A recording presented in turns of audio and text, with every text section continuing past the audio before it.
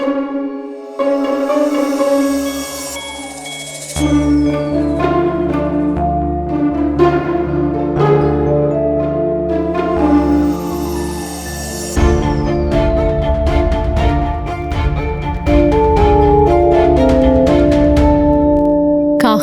সাহিত্য দীর্ঘজীবী হোক।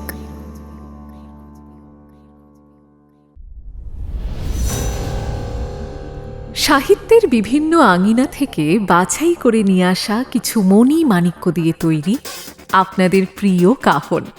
হাই, আমি অপরূপা। আশা করি আপনারা সকলে ভালো আছেন। নতুন বছরের অসংখ্য শুভেচ্ছা জানাই সকলকে। আজ 2026-এর প্রথম গল্প, কাজেই বুঝতেই পারছেন কতটা স্পেশাল আমাদের জন্য। আজ শুনবেন শ্রদ্ধেয় অনীশ দেবের দুর্দান্ত একটি রহস্য কাহিনী, হিমশীতল। লেখকের জন্ম 1951 সালে কলকাতায়। লেখালেখি শুরু করেন 1968 সালে। তাঁর উল্লেখযোগ্য উপন্যাস ও গল্পগ্রন্থ ঘাসের শেষ নেই, সাপের চোখ, তীরবিদ্ধ, জীবন যখন ফুরিয়ে যায় ইত্যাদি। সম্পাদনা করেছেন সেরা কল্পবিজ্ঞান, সেরা কিশোর কল্পবিজ্ঞান ইত্যাদি বই। তার পিশাচ সিরিজের কাহিনীগুলি পাঠক মহলে ভীষণ জনপ্রিয়। আজ গল্প পাঠে থাকছেন দীপাঞ্জন ঘোষ ওরফে দীপদা। অন্যান্য চরিত্রে কৃষ্ণময়, অরিজিৎ, দিতিপ্রিয়া, অলিভিয়া, আবির, ঐশী এবং অর্ণব। গল্পটা যদি আপনাদের ভালো লাগে তাহলে প্লিজ গল্পতে একটা লাইক এবং হাইপ দিয়ে কাহনে সাবস্ক্রাইব করবেন কাইন্ডলি। আর হ্যাঁ, সিগারেট বা অন্যান্য মাদকদ্রব্য খাবেন না প্লিজ। এগুলি ক্যান্সার সহ আরও অনেক রোগের কারণ। শুরু হচ্ছে অনীশ দেবের কাহিনী হিমশীতল, প্রথম পর্ব। গল্পের শেষে ডেসক্রিপশনের শুরুতে এবং পিন্ড কমেন্টে অন্তিম পর্বের ডিটেলস পেয়ে যাবেন। সাহিত্য দীর্ঘজীবী হোক।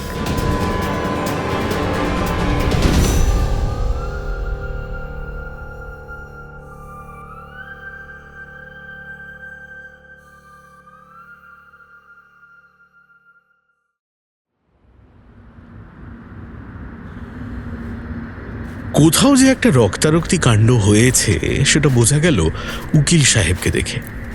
2-2.5 বছরের বাচ্চা ছেলের মতো থপথপ করে পা ফেলে ও এসে হাজির হলো আমার কাছে। মুখ আকাশের দিকে তুলে বিচিত্র কাঁদুনি গোছের আওয়াজ করে ডাক ছাড়ল কয়েকবার, তারপর অপেক্ষা করতে লাগলো। আমরা অ্যান্টার্কটিকায় এসে আস্তানা গাড়ার কয়েকদিন পর থেকেই এই অ্যাডেলি পেঙ্গুইনটা আমাদের এলাকায় ঘুরঘুর করতে শুরু করেছে। ওর গায়ে শক্ত আঁশের মতো পালক সূর্যের আলোয় ঝকঝক করছে। পিঠ আর ডানার রং কালো, তবে বুকের দিকটা ধবধবে সাদা। হঠাৎ করে মনে হতে পারে কালো কোট পরা কোনো উকিল বুঝি। সেই জন্যই আমি ওর নাম রেখেছি উকিল সাহেব। অ্যান্টার্কটিকায় 17 রকম প্রজাতির পেঙ্গুইন পাওয়া গেলেও অ্যাডেলি পেঙ্গুইনেরই দেখা মেলে বেশি। এই অ্যাডেলি পেঙ্গুইনটাকে কোনো এক সময় একটা লেপার্ড সিল আক্রমণ করেছিল, কিন্তু খতম করতে পারেনি। সেই আক্রমণের চিহ্ন হিসেবে ওর বুকের ওপর দিকটায় একটা ক্ষত চিহ্ন থেকে গেছে। জায়গাটায় ঠিকমতো পালক আর গজায়নি। সেই দাগ দেখেই ওকে আমি চট করে চিনতে পারি। একটু আগেই ওকে একজন সঙ্গী নিয়ে এদিকটায় ঘোরাঘুরি করতে দেখেছিলাম, কিন্তু এখনও একা। উকিল সাহেবের উচ্চতা বড়জোর 2 ফুট, কিন্তু হাঁটা চলা বেশ গুরুগম্ভীর। এমনিতে ওর খাদ্য ক্রিল, অ্যান্টার্কটিকার খুদে চিংড়ি। তবে আমাদের ক্যাম্পের কাছে ঘোরাঘুরির সময় দেখেছি টিনের কৌটোবন্দি মাছের 2-1 টুকরো দিলে দিব্যি খেয়ে নেয়। এখন ওকে দেখে মজা পাওয়ার বদলে আমি ভয় পেয়ে গেলাম, কারণ ওর সাদা পালকের ওপর চুনির দানার মতো বেশ কয়েক বিন্দু রক্ত লেগে রয়েছে। এই প্রবল শীতে, সাবজিরো উষ্ণতায় রক্তের ছিটে ওর গায়ে লাগার পরই জমাট বেঁধে গিয়েছে। কিন্তু উকিল সাহেবের গায়ে রক্ত এলো কোথা থেকে? পেঙ্গুইনরা নিজেদের মধ্যে বিকট ঝগড়া করে বটে, কিন্তু রক্তারক্তি না, ব্যাপারটা একটু তলিয়ে দেখতে হচ্ছে। আমি উকিল সাহেবকে তু তু করে আরো কাছে ডাকলাম। ও সে ডাকে ভ্রুক্ষেপ না করে দাঁড়িয়েই রইল। তখন আমি খুব ধীরে ধীরে ওর দিকে দুপা এগিয়ে হাত বাড়ালাম। গ্লাভস পরা আঙুলের ডগায় কয়েকটা চুনির দানাকে স্পর্শ করলাম।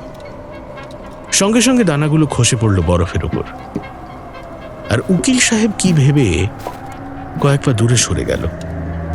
আমি বরফের ওপর উবু হয়ে বসে পড়লাম। জমাট বাঁধা রক্তের ফোঁটাগুলো দু আঙুলের ডগায় তুলে নিলাম। সোজা হয়ে দাঁড়িয়ে নজর চালালাম ক্যাম্পের দিকে। মাত্র 25-30 মিটার দূরেই আমাদের ক্যাম্প এক্স স্টেশন। ক্যাম্পের বাইরে দুজন লোক কি একটা যন্ত্র নিয়ে টানা হেঁচড়া করছে। অনুমানে মনে হলো চন্দ্রেশ্বর গুপ্ত আর রোহিত চিড়িমার। আমি চেঁচিয়ে ওদের ডাকলাম, চন্দ্রেশ্বর, রোহিত! অ্যান্টার্কটিকার বাতাস ভারী হওয়ার জন্য শব্দ খুব স্পষ্টভাবে শোনা যায়। ওরা আমার ডাক শুনতে পেল। আমার দিকে এক পলক তাকিয়ে হাতের যন্ত্রটা রেখে দিল বরফের ওপর, তারপর পা বাড়ালো। কাছে আসতেই দেখলাম ঠিকই ধরেছি, চন্দ্রেশ্বর আর রোহিত। চন্দ্রেশ্বর আমাদের রিসার্চ টিমের জিওলজিস্ট, মানে ভূতত্ত্ববিদ, আর রোহিত হলো আর্মির লোক, বরফ বিশেষজ্ঞ। এবারের অভিযানে রোহিত চিরিমারের ভূমিকা খুব জরুরি, কারণ গত 3 বছর ধরে অ্যান্টার্কটিকার পোল অফ ইনঅ্যাক্সেসিবিলিটির কাছাকাছি যে বরফ ড্রিলিংয়ের কাজ চলছে, এবারের অভিযানে সেটা শেষ হবে। প্রায় 4000 মিটার পুরো বরফের স্তর ভেদ করে আমরা পৌঁছে যাব, বলা ভালো আমাদের যন্ত্র পৌঁছে যাবে লেক এক্সের রহস্যময় জলে। রোহিত আর চন্দ্রেশ্বর আমার কাছাকাছি এসে পৌঁছতেই আমি আঙুল তুলে অ্যাডেলি পেঙ্গুইনটার দিকে দেখালাম। উকিল সাহেবের বুকের দিকে তাকিয়েই ওরা বুঝতে পারল আমি কি বলতে চাইছি। রোহিত পাখিটার দিকে দুপা এগিয়ে গেল, চোখ সরু করে ওটার বুকের লাল দাগগুলো দেখতে লাগলো। আমি বললাম, রোহিত, এই যে আমার কাছে কয়েকটা স্যাম্পল রয়েছে। আমার গ্লাভস পরা হাতের তালুতে রক্তের দানাগুলো খুব কষ্ট করে চোখে পড়ছে। চন্দ্রেশ্বর আমার হাতের ওপর ঝুঁকে পড়ে বলল, ইটস ব্লাড বস। হ্যাঁ, রক্ত জমাট বেঁধে গেছে। রোহিত ঝুঁকে পড়ল ছোট্ট লাল বিন্দুগুলোর উপরে। ওটা কিসের রক্ত দাদা? পেঙ্গুইনরা নিজেদের মধ্যে ইউজুয়ালি রক্তারক্তি কাণ্ড বাঁধায় না। তাছাড়া এই পেঙ্গুইনটা উন্ডেড বলেও তো মনে হচ্ছে না। মানুষের রক্ত নাকি দাদা? তুই একদম ঠিক জিনিসটা বলেছ রোহিত। আমি শিওর হতে চাই যে এটা মানুষের রক্ত নয়, আর আরো শিওর হতে চাই যে এটা আমাদের কারুর রক্ত নয়। ও মাই গড, কি বলছেন আপনি? ঠিকই বলছি। এখনই ক্যাম্পে চলো, খোঁজ করে দেখি সবাই বহাল তবিয়তে আছে কিনা। এখানে আমরা 3 জন, বাকি রইল আর 4 জন। চলো দেখি ওরা কে কোথায় আছে। রক্তের দানাগুলো পলিথিনের একটা স্যাম্পল ব্যাগে ঢুকিয়ে জ্যাকেটের পকেটে রাখলাম। তারপর আমরা 3 জনে তাড়াতাড়ি ক্যাম্পের দিকে হেঁটে চললাম। আর উকিল সাহেবও থপথপ করে একটা বরফের ঢালের দিকে এগিয়ে চলল। ওদিকে কিলোমিটার খানেক এগোলেই ও ওর রুকারিতে পৌঁছে যাবে। পেঙ্গুইনদের আস্তানা বা বাসস্থানকে বলে রুকারি। প্রায় বছর 10 ধরে আমেরিকা, ইংল্যান্ড আর অস্ট্রেলিয়া এই অঞ্চলে পেঙ্গুইন নিয়ে বিশেষ ধরনের গবেষণা চালাচ্ছে। ওরাই যৌথ প্রচেষ্টায় বহু টাকা খরচ করে পোল অফ ইনঅ্যাক্সেসিবিলিটিতে এই কৃত্রিম পেঙ্গুইন রুকারি তৈরি করেছে। বরফ গলিয়ে গর্ত তৈরি করে তার মধ্যে পাথর ফেলে গড়ে তোলা হয়েছে একটা বিশাল হ্রদ। হ্রদের পাড়ে অনেকখানি পাথুরে জায়গা, আর হ্রদের জলে নুন মিশিয়ে তৈরি করা হয়েছে নোনা জল। সেই জলে চাষ করা হচ্ছে পেঙ্গুইনদের প্রধান খাদ্য ক্রিল, অ্যান্টার্কটিকার বিশেষ প্রজাতির চিংড়ি। ওই রুকারি থেকেই উকিল সাহেব কিংবা তার 2-4 জন জাত ভাই আমাদের ক্যাম্পের কাছে ঘোরাঘুরি করতে আসে। আমরা যে অভিযানের দায়িত্ব নিয়ে এবারে অ্যান্টার্কটিকায় এসেছি তাতে রক্তপাতের কোনো সম্ভাবনাই নেই। তাই এই রক্তপাতের ঘটনাটা আমাকে বেশ ধাক্কা দিয়েছে। রোহিত কি একটা ভেবে বলল, সুজাতা পেঙ্গুইন নিয়ে কোনো এক্সপেরিমেন্ট করছে না তো? আমি ওর দিকে তাকালাম। গগলসের গাঢ় রঙের কাঁচে অ্যান্টার্কটিকার ধু ধু বরফ ঢাকা প্রান্তরের ছায়া। রোহিতের চোখ দেখা যাচ্ছে না। সারা শরীর হলুদ রঙের ভারী জ্যাকেটে ঢাকা, মাথায় হলুদ টুপি, লালচে ঠোঁটের ওপর ঝাঁটার মতো গোঁফ। গোঁফটা আর্মির প্রতীক হলেও হতে পারে, তবে অ্যান্টার্কটিকায় এসে প্রত্যেকেরই গোঁফ আমার খুব কাজে লেগেছে। সুকুমার রায় ঠিকই বলেছিলেন, গোঁফ দিয়ে যায় চেনা। কারণ সারা শরীর শীতের পোশাকে ঢেকে, চোখে জাম্বো গগলস পরে পুরুষগুলো যখন এদিক ওদিক ঘুরে বেড়ায়, তখন গোঁফ দেখেই আমি তাদের চিনতে পারি। তুমি তো ভালো করেই জানো রোহিত, এখানে আমাদের পেঙ্গুইন নিয়ে এক্সপেরিমেন্টের কোনো প্রোগ্রাম নেই। থাকলে টিম লিডার হিসেবে সেটা আমি জানতাম। রোহিত ঘাড় নাড়ল। কিন্তু আমাদেরকেও তাহলে উন্ডেড হয়েছে, হতে পারে। কিন্তু পেঙ্গুইনটার সামনে কিভাবে উন্ডেড হলো আমি সেটাই ভাবছি। এখন আমাদের প্রোগ্রাম প্রায় শেষের দিকে। এখন যদি কোনো ঝামেলা হয় তাহলে লেক এক্সের জল নিয়ে রিসার্চের প্ল্যান একেবারে ওলটপালট হয়ে যাবে। অ্যান্টার্কটিকায় চারপাশের সমুদ্রতট থেকে যে অঞ্চলটি সবচেয়ে দূরে, তারই নাম পোল অফ ইনঅ্যাক্সেসিবিলিটি। বৃত্তের কেন্দ্র যেমন পরিধি থেকে সবচেয়ে দূরের বিন্দু, অনেকটা সেই রকম। এই অঞ্চলের গভীরে বরফ আর পাথরের স্তরের মাঝে খুঁজে পাওয়া লেক এক্স সত্যি এক রহস্যময় হ্রদ। হিসেব করে যা দেখেছি তাতে অনায়াসে বলা যায় লেক এক্স রয়েছে সমুদ্র তলেরও কয়েকশো মিটার নিচে। এই হ্রদের জল কেউ কখনো চোখে দেখেনি। কেউ জানে না কোন রহস্যময় প্রাণীজগৎ বেঁচে রয়েছে সেই লুকোনো হ্রদে। হয়তো এই হ্রদের জল থেকেই পাওয়া যাবে প্রাগৈতিহাসিক যুগের নতুন ইতিহাস, নতুন কোনো জীবন্ত প্রমাণ খুঁজে পাবো আমরা। এই লেকটার সন্ধান পাওয়া গিয়েছিল বেশ আকস্মিকভাবেই। বছর চারেক আগে অ্যান্টার্কটিকায় রাশিয়া ও ভারতের একটি যৌথ অভিযান হয়েছিল। অভিযানের লক্ষ্য ছিল কুমেরু মহাদেশের পোল অফ ইনঅ্যাক্সেসিবিলিটি অঞ্চলে বরফের স্তরের গভীরতা মাপা, ওই অঞ্চলের অতীত আবহাওয়ার খোঁজ খবর করা এবং সম্ভাব্য খনিজ সম্পদের অনুসন্ধান করা। কাজটা মোটেই সহজ ছিল না, কারণ অ্যান্টার্কটিকায় বরফের স্তর অস্বাভাবিক রকম পুরু। পৃথিবীর মিষ্টি জলের 75% এখানে জমে বরফ হয়ে আছে, আর বরফ রয়েছে পৃথিবীর মোট বরফের 90%। এখানকার বরফের গভীরতা কোথাও কোথাও প্রায় 5 কিলোমিটারের কাছাকাছি, তবে গড় গভীরতা 2.5 কিলোমিটার। আর অ্যান্টার্কটিকার তুষার ক্ষেত্রে বরফের আয়তন প্রায় 29 মিলিয়ন ঘন কিলোমিটার। এই বিশাল হিমবাহের ওজনে কুমেরু অঞ্চলের ভূপৃষ্ঠ প্রায় 600 মিটার নিচে নেমে গেছে। যদি কোনোভাবে এই বরফকে গলিয়ে ফেলা যায় তাহলে সারা পৃথিবীর সমুদ্রতল 60 মিটার উঁচু হয়ে যাবে, ফলে বেশিরভাগ বন্দরই জলে ডুবে যাবে। আমাদের এই প্রকল্পের কাজ যখন শুরু হয় তখন পর্যন্ত বরফ স্তরে ড্রিল করা হয়েছে মোটামুটিভাবে 2 কিলোমিটার পর্যন্ত। ব্রিটিশ ও মার্কিন গবেষক দল এই ড্রিলিংয়ের কাজ চালিয়েছিল, কিন্তু বরফের নিচে লুকিয়ে থাকা কোনো হ্রদের সন্ধান তারা পেয়েছে বলে শোনা যায়নি।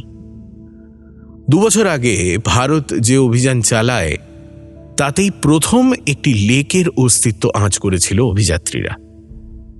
নানান জায়গায় বরফে ড্রিল করে তারপর সাইজমিক শট এর মাধ্যমে তারা ডেপথ সাউন্ডিংয়ের কাজ চালাচ্ছিল। অ্যান্টার্কটিকার গভীর স্তর থেকে সেই সব বিস্ফোরণের শব্দের প্রতিফলন ধরা পড়েছিল সূক্ষ্ম যন্ত্রে। তা থেকেই বিজ্ঞানীরা বরফের নিচে লুকিয়ে থাকা বেড রকের স্তরের খোঁজ পাচ্ছিল। এইভাবে কাজ চালাতে চালাতে প্রায় 3700 মিটার গভীরতায় একটি জলাশয়ের সন্ধান পাওয়া যায়। গবেষণায় এও বোঝা যায় যে হ্রদটির আয়তন প্রায় 10,000 বর্গ কিলোমিটার। তখন এই অজানা হ্রদের নাম দেওয়া হয় লেক এক্স। এর পরের অভিযানের নাম ছিল অপারেশন লেক এক্স, আর উদ্দেশ্য ছিল বরফে ড্রিল করে লেক এক্সের জলে পৌঁছানো। বলতে বাধা নেই, আমাদের কাজটা ড্রিলিং এর হলেও তার আসল উদ্দেশ্য গোপন রাখার নির্দেশ আছে। তাই অন্যান্য দেশের অভিযাত্রীরা জানে আমরা সাধারণ ড্রিলিং করে গবেষণার খোরাক খুঁজছি। পোল অফ ইনঅ্যাক্সেসিবিলিটি অঞ্চলে রাশিয়ার গবেষক দল কাজ করছে প্রায় ৪৫ বছর ধরে। অ্যান্টার্কটিকার অতীতকালের আবহাওয়ার খবর পাওয়ার জন্য বরফের বিভিন্ন স্তরের ফাঁকে আটকে থাকা গ্যাসের বিশ্লেষণ খুব জরুরি। রাশিয়ানরা মূলত সেই গবেষণাই করছিল, আর তার পাশাপাশি চলছিল খনিজের সন্ধান। আমাদের ধারণা কোনো লেকের সন্ধান ওরাও আজ পর্যন্ত পায়নি। আমরা যখন এই লেকের সন্ধান পেলাম, তখন প্রথম প্রশ্ন হলো, প্রায় ৫ লক্ষ বছর ধরে যে লেক স্টেরাইল অবস্থায় পড়ে আছে, তাকে হঠাৎ করে এখনকার আবহাওয়ার ছোঁয়াচ লাগতে দেওয়াটা ঠিক হবে কিনা। আবার বিপরীত প্রশ্নটাও বেশ জটিল ছিল। যদি কোনো প্রাগৈতিহাসিক জলচর প্রাণী ওই হ্রদে থেকে থাকে, তাহলে তাদের বন্দি দশা থেকে মুক্তি দেওয়া বুদ্ধিমানের কাজ হবে কিনা। যাই হোক, বহু বাকবিতণ্ডার পর, সংসদে বহু উত্তপ্ত চাপানুতরের পর বিজ্ঞানের জয় হয়েছিল। সবাই একমত হয়ে বলেছিল যে বিপদ যা আসে আসুক, বরফের গভীরে গিয়ে বৈজ্ঞানিক অনুসন্ধান চালানোটাই বড় কথা। তারপর থেকে আমরা একটানা এই গর্ত খোঁড়ার কাজ করে যাচ্ছি, এবং সেই কাজ এখন প্রায় শেষের পর্যায়ে। এবারের অভিযানে আমি দলনেতা, তবে রোহিত চিরিমার অপারেশন লেক এক্সের শুরু থেকে আছে। আগেও দুবার ও এই হিমশীতল অঞ্চলে ড্রিলিং অপারেশনের দায়িত্বে ছিল, ফলে অভিজ্ঞতা ওরই বেশি। সেই জন্যই ওর মতামতকে আমি বেশি গুরুত্ব দিই, আর সেটা রোহিত জানে। ভারী বুট দিয়ে বরফ মারিয়ে আমরা পৌঁছে গেলাম ক্যাম্পের কাছে। অ্যালুমিনিয়াম আর কাঠ দিয়ে তৈরি আমাদের মূল শিবির। এছাড়া দরকার মতো অস্থায়ী শিবিরের জন্য ব্রিটিশ অ্যান্টার্কটিক সার্ভে থেকে আমরা লাল রঙের পিরামিডের চেহারার কয়েকটা তাঁবু কিনে এনেছি। এই তাঁবুগুলো ঘন্টায় ২০০ কিলোমিটার গতিবেগ পর্যন্ত তুষার ঝড় সইতে পারে। ১০০ মিটার দূরে সেরকম একটা শিবির চোখে পড়ছে। ওটা আমাদের দলের মাইক্রোবায়োলজিস্ট অদিতি প্রধানের গবেষণাগার। ড্রিলিং অপারেশনে যে বরফ উঠে আসছে, তার মধ্যে সূক্ষ্ম প্রাণের সন্ধান করে চলেছে অদিতি। ক্যাম্প থেকে হাত ১০ দূরেই ড্রিল হাউস। সেখানে সবচেয়ে আধুনিক, সবচেয়ে দামি কোর ড্রিল চলছে। ড্রিলিংয়ের ধকধক আওয়াজ দুস্তর বরফে ঢাকা শ্বেত শুভ্র শান্ত মহাদেশকে যেন শব্দের ঝড়ে ঝাঁকুনি দিয়ে চলেছে। এখন ড্রিল হাউসে ডিউটিতে আছে পবন শর্মা, আমাদের দলের ইনস্ট্রুমেন্ট ইঞ্জিনিয়ার। একটানা ৬ ঘন্টা ওর ডিউটি, সকাল ৮টা থেকে বেলা ২টো। তারপর আমার পালা আবার ৬ ঘন্টা। সন্ধ্যের পর ড্রিলের বিশ্রাম, যদিও আমাদের বিশ্রাম নেই। মাপজোখের কাজ, গভীর স্তর থেকে তুলে নিয়ে আসা আইস কোরের স্যাম্পল স্টেরিলাইজড কন্টেনারে রেখে তার গভীরতা গায়ে লিখে রাখা, সেই বরফের কেমিক্যাল অ্যানালিসিস, তার কার্বন 14 ডেটিংয়ের কাজ, এসব চলতে থাকে। ২০ বছর আগেও কার্বন 14 ডেটিংয়ের শতকরা ৯০% সঠিক উত্তর পেতে প্রায় ১,০০০ কিলোগ্রাম স্যাম্পল লাগত। এখন লাগে ১ কিলোগ্রামেরও কম।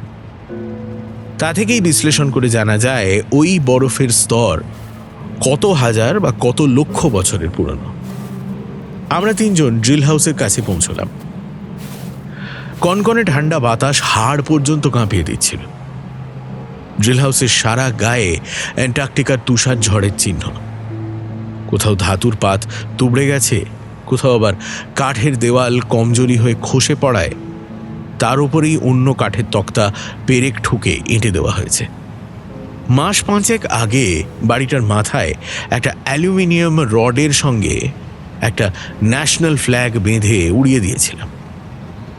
এখন সেটা বরফে ঢেকে শক্ত হয়ে গেছে। যেন একটা ভাস্কর্য। ড্রিল হাউসের দরজায় ধাক্কা দিলাম, দরজা ভেতর থেকে বন্ধ। চন্দ্রেশ্বর, পবন তো ভেতরেই আছে, কিন্তু দরজা বন্ধ কেন? তুমি বরং বাকিদের জোগাড় করো তো। চন্দ্রেশ্বর হাঁটা দিল ক্যাম্পের দিকে। রোহিত বলল, দাদা আমি অদিতিকে ডেকে নিচ্ছি, দাঁড়াও। বলেই অদিতি তাঁবুর দিকে এগোলো। আমার দলের প্রতিটি সদস্যের একটা জায়গায় খুব মিল, ওরা সকলেই কাজ করতে ভালোবাসে।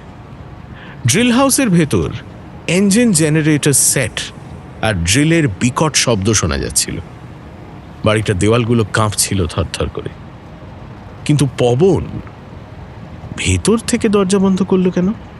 ড্রিল হাউসের দরজা বন্ধ করে তো আমরা কাজ করি না, আর এখান থেকে বেরোনোর অন্য কোনো দরজাও তো নেই। এলোমেলো সব চিন্তা শুরু হয়ে যাচ্ছিল। অ্যাডেলি পেঙ্গুইনটার বুকের রক্তের ছিটের সঙ্গে কি এই বন্ধ দরজার কোনো সম্পর্ক আছে? আরো কিছু ভেবে ওঠার আগেই ওরা সবাই আমার পাশটাতে এসে হাজির। চন্দ্রেশ্বর আর রোহিত বাকি তিনজনকে খুঁজে পেতে নিয়ে এসেছে। দলে আমরা মোট 7 জন, 6 জন ড্রিল হাউসের বাইরে, 1 জন ভেতরে। আমি ওদের পেঙ্গুইনটার কথা বললাম, তারপর চেঁচিয়ে পবনের নাম ধরে ডাকতে শুরু করলাম, পবন, পবন, পবন। যদিও বুঝতে পারছিলাম এভাবে ডেকে লাভ নেই, কারণ ভেতরের ওই আওয়াজ ছাপিয়ে ওর পক্ষে কোনো কিছুই শোনার বোধহয় সম্ভব হবে না।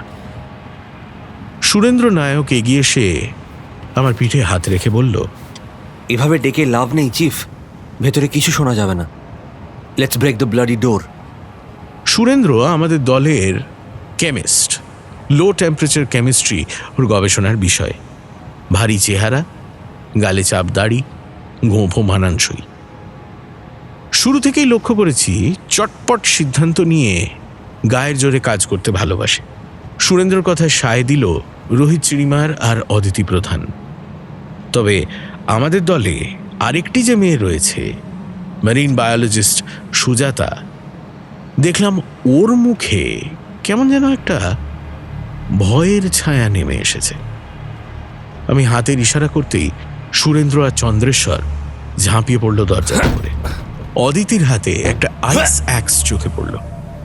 বোধহয় সাধারণ ধাক্কায় কাজ না হলে ওটা দরজার উপর ব্যবহার করল। অবশ্য তার আর দরকার হলো না। দুবারের চেষ্টাতেই ড্রিল হাউসের দরজা ভেঙে গেল। আমরা 6 জন বলতে গেলে হুড়মুড় করে ঢুকে পড়লাম ভেতরে, এবং ঢুকেই থমকে দাঁড়ালাম, কারণ ড্রিল হাউসে কেউ নেই। ড্রিল হাউসে ঢুকতেই কেমন একটা অদ্ভুত অনুভব মনে ছেয়ে গেল। বিশাল উঁচু একটা কুৎসিত জটিল যন্ত্র, তাকে ঘিরে অন্যান্য ধাতুর কাঠামো। একটা অ্যালুমিনিয়ামের মই শটান উঠে গেছে একেবারে ড্রিল হাউসের চালের কাছে। ড্রিলের ফ্রেমটাকে নানা দিক থেকে শক্ত করে বেঁধে রাখা হয়েছে, যাতে তুষার ঝড়ে ড্রিল হাউসের দেওয়াল পড়ে গেলেও ড্রিলটা অক্ষত থাকে। ইঞ্জিন জেনারেটরের শব্দ, ড্রিলের শব্দ আমাদের কানে তালা ধরিয়ে দিচ্ছিল, আর শব্দ তরঙ্গগুলো যেন সত্যি সত্যি গায়ে এসে ধাক্কা মারছিল। সব মিলিয়ে মনের মধ্যে এমন একটা তোলপাড় হলো যে আমার রবীন্দ্রনাথের মুক্তধারার কথা মনে হলো। মনে হলো যন্ত্রকে আমরা চালাচ্ছি না, যন্ত্র আমাদের চালাচ্ছে। আমি চোখের গগলস কপালে তুলে দিলাম, তারপর চন্দ্রেশ্বরের কানের কাছে মুখ নিয়ে চেঁচিয়ে বললাম, জেনারেটরের ব্রেকারটা অফ করে দাও। ড্রিল হাউসের এক কোণে ভারী বেস প্লেটের ওপর ইনস্টল করা হয়েছে ইঞ্জিন জেনারেটর সেট। তার পাশে গোটা 10 লাল রঙের ফিউয়েল ড্রাম। ড্রাম থেকে প্রায় 15 ফুট দূরে একটা breaker, switch, amp meter, volt meter, এইসব নিয়ে ছোট্ট একটা প্যানেল। চন্দ্রেশ্বর সেদিকে এগিয়ে গেল, অফ করে দিল জেনারেটরের ব্রেকার। মুহূর্তে সমস্ত শব্দ থেমে গেল। জেনারেটরের শক্তি নিয়ে যে 4টে টিউবলাইট জ্বলছিল সেগুলোও নিভে গেল। তবে দেওয়ালের তক্তার ফাঁক ফোঁকর দিয়ে কিছু আলো উঁকি মারছিল ভেতরে। এছাড়া ভাঙা দরজা দিয়ে বেশ খানিকটা আলো ঢুকে পড়েছিল। তবুও কেমন একটা আবছা অন্ধকার যেন নেমে এলো ড্রিল হাউসে। একই সঙ্গে শীতটাও বোধহয় বেড়ে গেল। এখন সময়টা জানুয়ারির শুরু, অতএব সূর্য সবসময়ই আকাশে। 21শে ডিসেম্বর সূর্যটা দিগন্ত থেকে নির্দিষ্ট একটা উচ্চতায় চক্রাকারে ঘুরপাক খেয়েছিল, ফলে দিন বা রাতে সূর্যের আলোয় এতটুকু হেরফের হয়নি। তার পরদিন থেকেই রাত 12টায় ঠিক দক্ষিণ দিক বরাবর সূর্য একটু করে নেমে যায়। তারপর দিগন্ত বরাবর আকাশ পরিক্রমা করতে করতে দুপুর 12টায় ঠিক উত্তরের আকাশে সর্বোচ্চ অবস্থানে পৌঁছয়। অর্থাৎ সূর্য সবসময়ই আকাশে, তবে উত্তর দক্ষিণ বরাবর কাত হয়ে ঘোরে। ভাঙা দরজা দিয়ে ঢুকে পড়া আলো ভরসা করে আমরা পবন শর্মাকে খুঁজতে লাগলাম, কিন্তু আমার মন বলছিল ওকে আর পাওয়া যাবে না। তবুও আমরা ওর নাম ধরে বেশ কয়েকবার চেঁচিয়ে ডেকে উঠলাম, পবন, পবন, পবন, কিন্তু কোনো উত্তর পেলাম না। আধ ঘন্টা ধরে তন্ন তন্ন করে খুঁজেও পবন শর্মার কোনো হদিশ পেলাম না আমরা। আমাদের দলের ইনস্ট্রুমেন্ট ইঞ্জিনিয়ার যেন স্রেফ হাওয়ায় মিলিয়ে গেছে। সুরেন্দ্র নায়ক আমার মুখোমুখি এসে দাঁড়ালো। কথা বলার সময় ওর নাক মুখ দিয়ে ধোঁয়া বেরোতে লাগলো। এখন উষ্ণতা -30°C, অ্যান্টার্কটিকার উষ্ণতম সময়, অথচ আমরা শীতে কাঁপছি। চিফ, ড্রিল হাউসের দরজা ভেতর থেকে বন্ধ করলো কে? পবন শর্মা? আর কে হতে পারে? আমরা বাকি 6 জন তো ড্রিল হাউসের বাইরেই ছিলাম।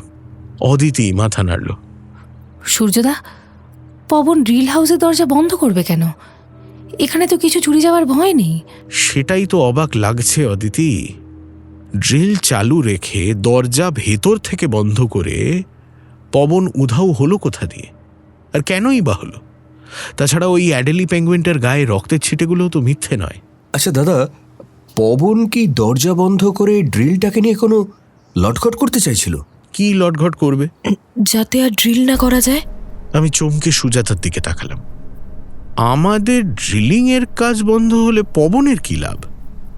উত্তরে সুজাতা যা বলল তা বেশ রোমাঞ্চকর।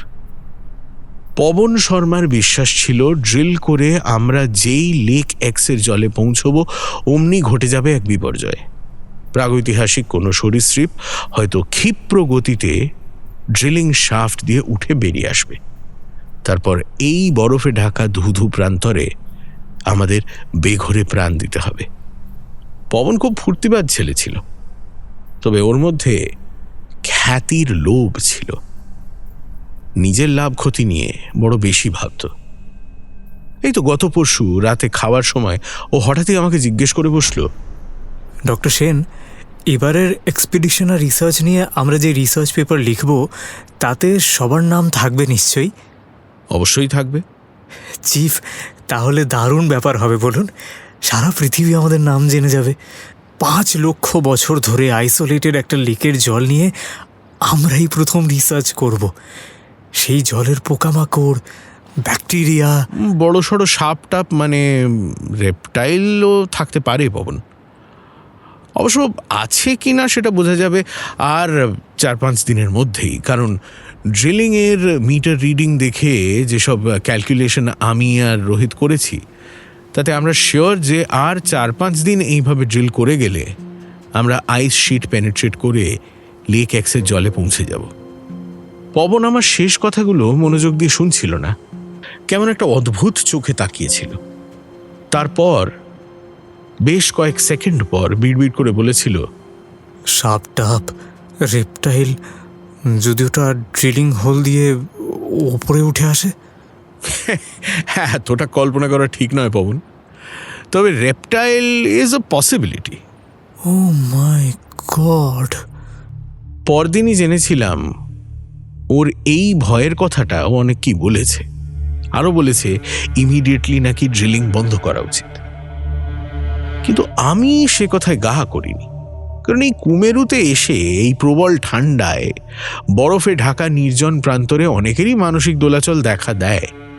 ভারসাম্য হারিয়ে ফেলার দুটো ঘটনাও ঘটেছে গত 30 বছরের নানান অভিযানে। পবনের কি সেরকম গোলমাল কিছু হলো? কিন্তু ড্রিলটা চালু অবস্থায় রেখে ও তো কোথাও যাবে না। ওর দায়িত্ববোধ আমাদের কারোর চেয়ে কিছু কম ছিল না। সুজাতাকে বললাম, দেখো, পবন শর্মার ওই ভয়ের ব্যাপারটা আমিও জানি, তবে ও যে হঠাৎ করে কোনো ছেলে মানুষই কাজ করে বসবে না, সে বিশ্বাস কিন্তু আমার আছে। রোহিতের গলায় বাইনোকুলার ঝুলছিল, সেটা চেয়ে নিয়ে আমি সিলিং ছোঁয়া মইটার কাছে এগিয়ে গেলাম। বাকিদের বললাম, আমি ড্রিল হাউসের চালে উঠে একবার চারপাশটা দেখে আসি, কোনো ট্রেস পাওয়া যায় কিনা। মই বেয়ে একেবারে ড্রিল হাউসের চালের কাছে পৌঁছে গেলাম। সেখানে একটা চৌকোনা কাঠের তক্তা দিয়ে তৈরি একটা হ্যাচ রয়েছে। জোরে চাপ দিতেই হ্যাচটা খুলে গেল। কয়েকটা বরফের টুকরো খসে পড়লো আমার গায়ে মাথায়। ঠান্ডা ঢুকে পড়ল চৌকো ফোকর দিয়ে। ওপরের উজ্জ্বল নীল আকাশও দেখা গেল, ঠিক যেন নীল রঙের একটা ডাক টিকিট। এই হ্যাচটাকে মাঝে মধ্যে খোলা হয় বলে বরফ তেমন পুরু হয়ে জমেনি। শরীরটা হ্যাচের ফোকর দিয়ে গলিয়ে বাইরে খানিকটা নিয়ে আসতেই চোখে পড়ল চালের অন্যান্য জায়গায় বরফ বেশ পুরু। একটা আয়রন গ্রেটিংয়ের ওপর সাবধানে দাঁড়িয়ে শরীরটা সোজা করলাম, ফলে আমার কোমর পর্যন্ত এখন চালের বাইরে। সেই অবস্থায় বাইনোকুলার চোখে নিয়ে নজর চালালাম চারপাশে। যত দূর চোখ যায় শুধু বরফ আর বরফ। তারই মধ্যে বরফের ঢেউ ওঠানামা করছে অনেকটা মরুভূমির মতন। অ্যান্টার্কটিকার আবহাওয়া এত বিশুদ্ধ আর বাতাস এত পরিষ্কার যে আমাদের মতো শহুরে মানুষের পক্ষে কোনো কিছুরই দূরত্ব আঁচ করা একরকম অসম্ভব। তবুও আমার ধারণা আমি প্রায় 30-35 কিলোমিটার পর্যন্ত দেখতে পাচ্ছিলাম। ঠান্ডা হাওয়ায় আমার শরীরের ভেতর পর্যন্ত কেঁপে যাচ্ছিল। আঙুলের ডগাগুলো প্রায় অসাড়। তা সত্ত্বেও ধীরে ধীরে নজর বোলালাম চারপাশে। কই, কোথাও তো কেউ নেই। শুধু চোখে পড়ছে বাঁশের কঞ্চির ডগায় দাঁড়িয়ে থাকা কতগুলো কমলা রঙের পতাকা আর লাল রঙের খালি প্লাস্টিকের ড্রাম। তার অনেকটাই বরফে ঢেকে গিয়েছে। অ্যান্টার্কটিকার বরফের সমুদ্রের মধ্যে পথের হদিশ পাওয়া খুব মুশকিল বলে পথ বরাবর নিশানা দিয়ে রাখার ব্যবস্থা করা হয়। ওগুলো সেই নিশানা, আমাদের 3 নম্বর ক্যাম্পে যাওয়ার পথ। এছাড়া কৃত্রিম পেঙ্গুইন রুকারিটাও চোখে পড়ল। বৃত্তাকারে নজর ঘোরানো যখন শেষ করলাম, তখন আমার গাল দুটো জমে হিম হয়ে গেছে। আঙুলের ডগাগুলো টনটন করছে। চোখের কোল বেয়ে জল গড়িয়ে নামছিল, কিন্তু শেষ পর্যন্ত আর নামতে পারেনি। গালের ওপরেই সে জল জমে বরফ হয়ে গেছে। আমি আর পারছিলাম না। হ্যাচ বন্ধ করে নেমে এলাম। তারপর মই বেয়ে সোজা নিচে। চোখ তুলে তাকাতেই দেখি 5 জনের চোখে নীরব প্রশ্ন। তার উত্তরে মাথা নাড়লাম আমি। তাতেই বোধহয় ওরা বুঝে গেল যে পবনকে আর কোনোদিনই পাওয়া যাবে না। আমি একটুও দমে না গিয়ে বললাম, অন্তত আরো 2 ঘন্টা আমরা পবনকে খুঁজব, তারপর ফাইনাল ডিসিশন নেব। আপাতত বেস ক্যাম্পকে কিচ্ছু জানানো যাবে না, তবে ড্রিলিংয়ের কাজ পালা করে চালিয়ে যাব। লেক এক্সের জলে আমাদের পৌঁছতেই হবে, এটা একটা চ্যালেঞ্জ। চন্দ্রেশ্বর, পবনকে খোঁজা শেষ হলে তুমি ড্রিলিং ডিউটি শুরু করবে, okay? Now let's move. Drill হাউসের বাইরে বেরিয়ে আমরা ছড়িয়ে পড়লাম আশেপাশে। যেদিকে চোখ যায় বরফ, শুধুই বরফ। অনেকটা কচ্ছপের পিঠের মতো এই পোল অফ ইনঅ্যাক্সেসিবিলিটি। এখান থেকে বরফের ঢল নেমে গেছে উপকূলের দিকে। অ্যান্টার্কটিকার তুষার ক্ষেত্রের মোট এলাকা প্রায় 13.5 মিলিয়ন বর্গ কিলোমিটার, ভারতের আয়তনের 4 গুণেরও বেশি। এই বিশাল এলাকার জমাট বরফ কিন্তু থেমে নেই, খুব ধীরে ধীরে প্রবাহিত হয়ে চলেছে। তবে এই প্রবাহ ঠিক তরলের প্রবাহের মতো নয়, বরং ধাতু বা শিলার মতো ক্রিস্টালাইন পদার্থের প্রবাহ, যাকে আমরা সায়েন্টিস্টরা বলি প্লাস্টিক ফ্লোর। বরফের এই প্লাস্টিক ফ্লোরের জন্যই ড্রিলিংয়ের কাজটা বেশ কঠিন হয়ে পড়ে। ড্রিলিং করা গর্তটা পুরোপুরি খাড়া না থেকে বেঁকে যেতে চায়। সেসব দিকে নজর রেখেই আমরা ড্রিলিংয়ের কাজ চালিয়ে যাচ্ছি। আমাদের দলের নিয়ম হচ্ছে কেউ একা কোথাও ক্যাম্প ছেড়ে বেরোবে না, অন্তত দুজন সব সময় যেন একসঙ্গে থাকে। তাই ওরা 5 জন দুটো দলে ভাগ হয়ে হাঁটা শুরু করলো দুদিকে।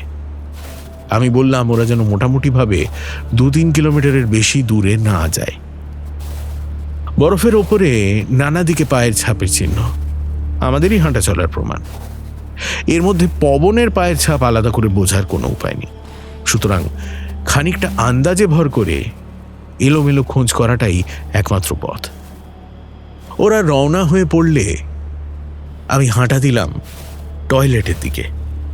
টয়লেট বলতে ক্যাম্প থেকে 20-25 মিটার দূরে বরফের পাঁচিল দিয়ে ঘেরা একটা বড়সড় জায়গা। টয়লেট যেতে হলে আইস অ্যাক্স হাতে নিয়ে যেতে হয়। ভালো করে গর্ত খুঁড়ে কাজ সেরে আবার সেটা ঢেকে দিতে হয় বরফ দিয়ে। অ্যান্টার্কটিকার এই অঞ্চলে যেরকম ঘন ঘন তুষারঝড় হয়, তাতে মাঝে মাঝেই টয়লেটের বরফ ড্রেসিং করতে হয় আমাদের। এই অঞ্চলটায় ঘন ঘন তুষারঝড়ের মূল কারণ টেম্পারেচার ইনভার্সন। সাধারণত যে চাপের তফাৎ দিয়ে বায়ু প্রবাহের ব্যাখ্যা করা হয়, সে ব্যাখ্যা এখানে খাটে না। তাই এই ঝোড়ো বাতাসকে ইনভার্সন উইন্ড বলা হয়। অ্যান্টার্কটিকার সারফেস উইন্ডকে তাই এক কথায় অভিনব বলা যেতে পারে। টয়লেটে আমি যে এলাম তার প্রধান কারণ এই জায়গাটা তন্ন করে কেউ খোঁজেনি। ওরা এখানে এসে খুঁজেছে পবন শর্মাকে, আর আমি খুঁজতে এসেছি, যা খুঁজতে এসেছি তা খুঁজে পেলাম। টয়লেট এনক্লোজারের ভেতরে বরফের পাঁচিল ঘেঁষে কয়েক ফোঁটা রক্তের দাগ এখন জমে হিম হয়ে গেছে। হাত দিয়ে পরখ করে বুঝলাম উকিল সাহেবের বুকে যে চিহ্ন দেখেছি এগুলো তাই। তাহলে কি পবন শর্মাকে কেউ খুন করেছে? কথাটা ভাবতেই অ্যান্টার্কটিকার শীত ভুলে গিয়ে অন্যরকম শীতে আমি কেঁপে উঠলাম। কে জানে, বাকি 5 জনও হয়তো এই খারাপ প্রশ্নটার কথাই মনে মনে ভাবছে। আমি তাড়াতাড়ি ফিরে চললাম ক্যাম্পের দিকে। একটা আইস অ্যাক্স নিয়ে এসে টয়লেটে নানান জায়গা খুঁড়ে দেখতে হবে। হয় পবন শর্মার ডেড বডি অথবা তার খুনের অস্ত্র, দুটো যে কোনো একটা আমি খুঁজে পেতে চাই, অথবা দুটোই।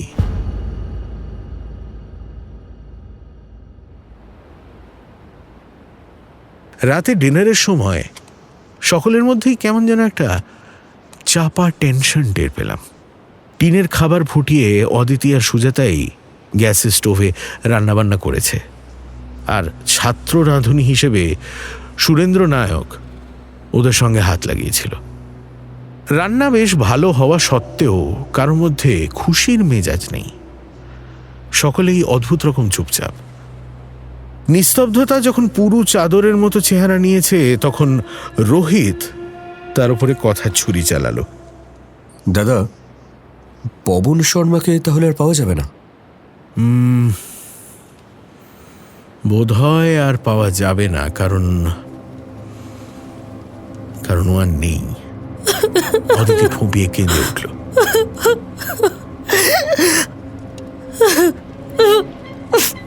কিন্তু কয়েকটা হিঁচকির মতো শব্দ তুলেই ও দাঁতে দাঁত চেপে কান্নাটাকে থামালো। পবনের সঙ্গেও দারুণ বন্ধুত্ব ছিল। শুধু বন্ধুত্ব কেন, তার চেয়েও বেশি কিছু। ওরা সব সময় একসঙ্গে থাকতে ভালোবাসত। অনেক সময় মাঝরাতে ঘুম ভেঙে দেখেছি ওরা দুজনে পবনের কেবিনে খুব ঘন হয়ে বসে গল্প করছে। অ্যান্টার্কটিকার এই নির্জনতা মানুষকে বড় তাড়াতাড়ি কাছে নিয়ে আসে। কাজের ফাঁকে বাড়তি সময় পেলেই পবন অদিতিকে তাসের ম্যাজিক শেখাতো, আর লখনৌয়ের মেয়ে অদিতি পবনকে ক্লাসিক্যাল গান নিয়ে জ্ঞান দিত। সেই জ্ঞানের পরিণাম হিসেবে পবন এমন সব বেসুরো গান গাইত যে আমরা হেসে কুটিপাটি। তার উপর ওর ফেভারিট গান ছিল সারে জাহাঁ সে আচ্ছা, তাও আবার জনগণ মন অধিনায়ক জয় হের সুরে। কাজটা এত কঠিন ছিল যে আমরা অনেকে বহু চেষ্টা করেও গানটা ওই ঢঙে গাইতে পারিনি। তাই আমরা এই গানটার নাম দিয়েছিলাম পবন স্পেশাল। আমি দুপুরে আমাদের স্টোরে চিরুনি তল্লাশি চালিয়েছি। একটা আইস অ্যাক্স কম আছে। চন্দ্রেশ্বর সিগারেট খাচ্ছিল। ও নস্যিও নেয়, খৈনিও খায়, পান কিংবা পান পরাগেও আপত্তি নেই। জিজ্ঞেস করলেই বলে, মস্ত চিজ হ্যায়, একদম লাজবাব। আমরা ঠাট্টা করে বলি, ভগবান ওকে যাবতীয় নেশা করার জন্যই পৃথিবীতে পাঠিয়েছেন। তা থেকে যেটুকু অবসর পায় সেই সময়টায় ও ভূতত্ত্ব চর্চা করে। তাতে ও তীব্র প্রতিবাদ জানিয়ে বলে, আগে না, আমি দুটোই একসাথে করি। এখন ওই জিজ্ঞেস করলো, boss, are you sure Pawan is dead? হ্যাঁ, কারণ একটা আইস অ্যাক্সও উধাও, পেঙ্গুইনের বুকে রক্তের দাগও ছিল, আর টয়লেটে বরফের মধ্যে রক্ত ছিটে ছিল। সবকটা একসঙ্গে যোগ করলে একটাই উত্তর পাওয়া যায়, পবন ইজ ডেড। আর আমার ধারণা ওর ডেড বডিটা এখানে আশেপাশেই কোথাও বরফের নিচে কোথাও চাপা দেওয়া হয়েছে। হ্যাঁ, কিন্তু কে খুন করেছে ওকে? আমি জানি কে খুন করেছে। যে খুন করেছে সে এখন এই ক্যাম্পে আমাদের চোখের সামনেই বসে আছে, কারণ বাইরের কেউ এখানে এসে পবনকে খুন করতে পারে না। যদি প্লেন বা হেলিকপ্টারে করে এসে থাকে? না না, সেটা হলে আমরা ইঞ্জিনের শব্দ পেতাম। তাছাড়া যে কোনো প্লেন এই এরিয়ায় এসে ল্যান্ড করতে পারবে না, স্পেশাল প্লেন দরকার। এটাও তো হতে পারে কেউ পায়ে হেঁটে চুপিসারে এসে কাজ সেরে গেছে। এই পোল অফ ইনঅ্যাক্সেসিবিলিটিতে কারোর পক্ষে কি সম্ভব পায়ে হেঁটে আসা? আমাদের 3 নম্বর ক্যাম্প এখান থেকে অন্তত 90 কিলোমিটার দূরে।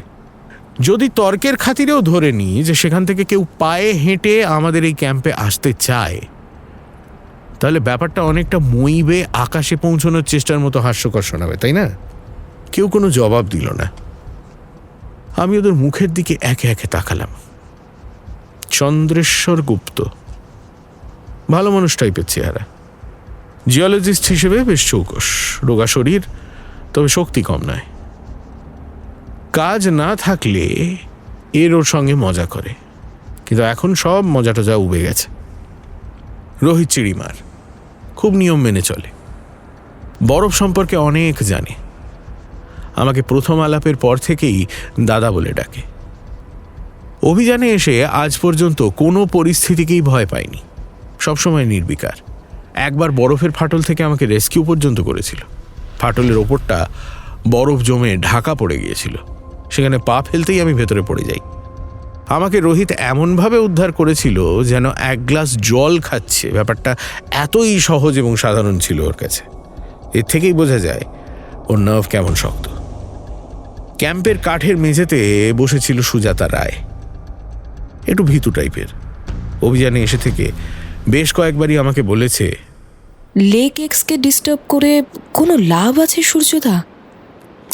আরে আমরা না করলেও আগামী দিনের কোনো গবেষক লেকটাকে ডিস্টার্ব করবেই সুজাতা। তার চেয়ে প্রথম হওয়াটাই কি ভালো নয়? ভাবো তো, কত সম্মান, কত খ্যাতি, কত প্রচার। দেশে ফিরে অন্তত কয়েক মাস তো তোমাকে নানান টিভি চ্যানেলে হাজিরা দিতেই হবে। তুমি সেটা চাও না? হ্যাঁ চাই, তবে প্রাণের বিনিময় নয়। ওই লেকের জলে দূর, এসব তোমার ওইসব যত রাজ্যের উল্টোপাল্টা আজগুবি সিনেমা দেখার ফল, গডজিলা, জুরাসিক পার্কের মতো।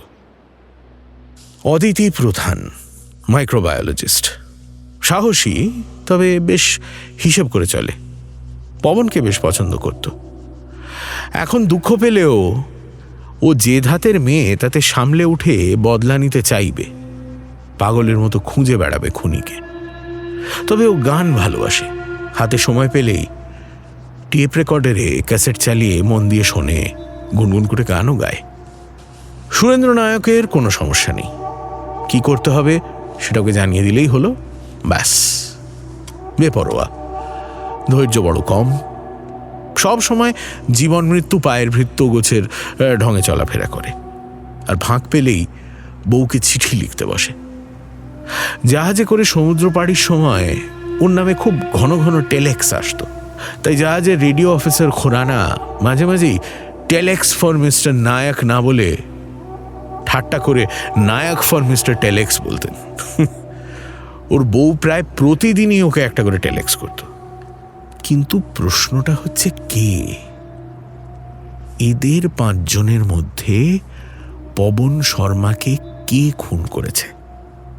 আইস্যাক্স নিয়ে গিয়ে আমি টয়লেট স্পেসে নানান জায়গায় খুঁড়ে খুঁড়ে দেখেছি, কিন্তু আর কোনো চিহ্ন পাইনি। এই তুষার রাজ্যে মৃতদেহ লুকিয়ে ফেলা খুব সহজ, বরফে একবার চাপা দিতে পারলেই কেউ আর তার কোনো হদিশ পাবে না। আর এখানে মৃতদেহ কখনো বিকৃত হয় না, পচে গলে গন্ধ বেরোয় না, ফলে বছরের পর বছর একই রকম গোপনে থাকে, কেউ টের পায় না। পবন শর্মার ডেড বডির সঙ্গে সঙ্গে হয়তো খুনের অস্ত্রটাও খুনি বরফের নিচে লুকিয়ে ফেলেছে। ঠিক আছে, মেনে নেওয়া গেল যে খুনটা টয়লেট স্পেসেই হয়েছে, কিন্তু সেখানে পবন গেল কেমন করে, যেখানে ড্রিল হাউসের দরজা ভেতর থেকে বন্ধ, ড্রিল গম গম করে চলছে? ক্লোজড রুম প্রবলেমটাকে যদি আপাতত বাদ রাখা যায়, তাহলে খুনের বাকি গল্পটা দিব্যি অনুমান করা যায়। আমরা নানান দিকে ছড়িয়ে ছিটিয়ে রয়েছি। পবন শর্মা ড্রিল হাউসে এক মনে কাজ করছে। খুনি, যে পবনের খুব চেনা, আমাদেরই মধ্যে একজন, সে গিয়ে ওকে যা হোক একটা কিছু ছলছুতোয় ডেকে নিয়ে এলো। আইস্যাক্সটা খুনি আগে থেকেই টয়লেটে রেখে এসেছিল। পবনকে মন গড়া একটা গল্প শুনিয়ে সে টয়লেটে যেতে বলল, তারপর অন্য পথ ধরে ঘুরপাক খেয়ে একটু পরে সেও গিয়ে হাজির হলো টয়লেটে। উকিল সাহেব ওদের যে কোনো একজনের পিছু ধরে টয়লেটে চলে গিয়েছিল। তারপর খুনি পবনের গলায়, ঘাড়ে কিংবা বুকে ধারালো আইস্যাক্স সজোরে চালিয়ে দিয়েছে। পবন শর্মা নিশ্চয়ই তখন বসেছিল, নইলে উকিল সাহেবের বুকে রক্ত ছিটকে লাগার কথা নয়। আর আমাদের সবারই গায়ে ভারী প্যারাশুট মেটেরিয়ালের জ্যাকেট, তাতে রক্ত টক্ত লাগলেও অনায়াসেই মুছে ফেলা যায়। এই ঠান্ডায় সে কাজটা আরো সহজ। তাই খুনির পোশাকে রক্তের দাগ পাওয়া যাবে না। কিন্তু পবন শর্মা আর খুনি কখন টয়লেটে গিয়েছিল সেটা বোঝা খুব মুশকিল, কারণ ড্রিলের শব্দ মোটেই বন্ধ হয়নি। আমরা যে যার কাজ নিয়ে ব্যস্ত থেকেছি, কিন্তু টের পাইনি কখন পবন শর্মা বা অন্য কেউ টয়লেটের দিকে গেছে। এই খুনের একমাত্র সাক্ষী খুনি নিজে আর উকিল সাহেব।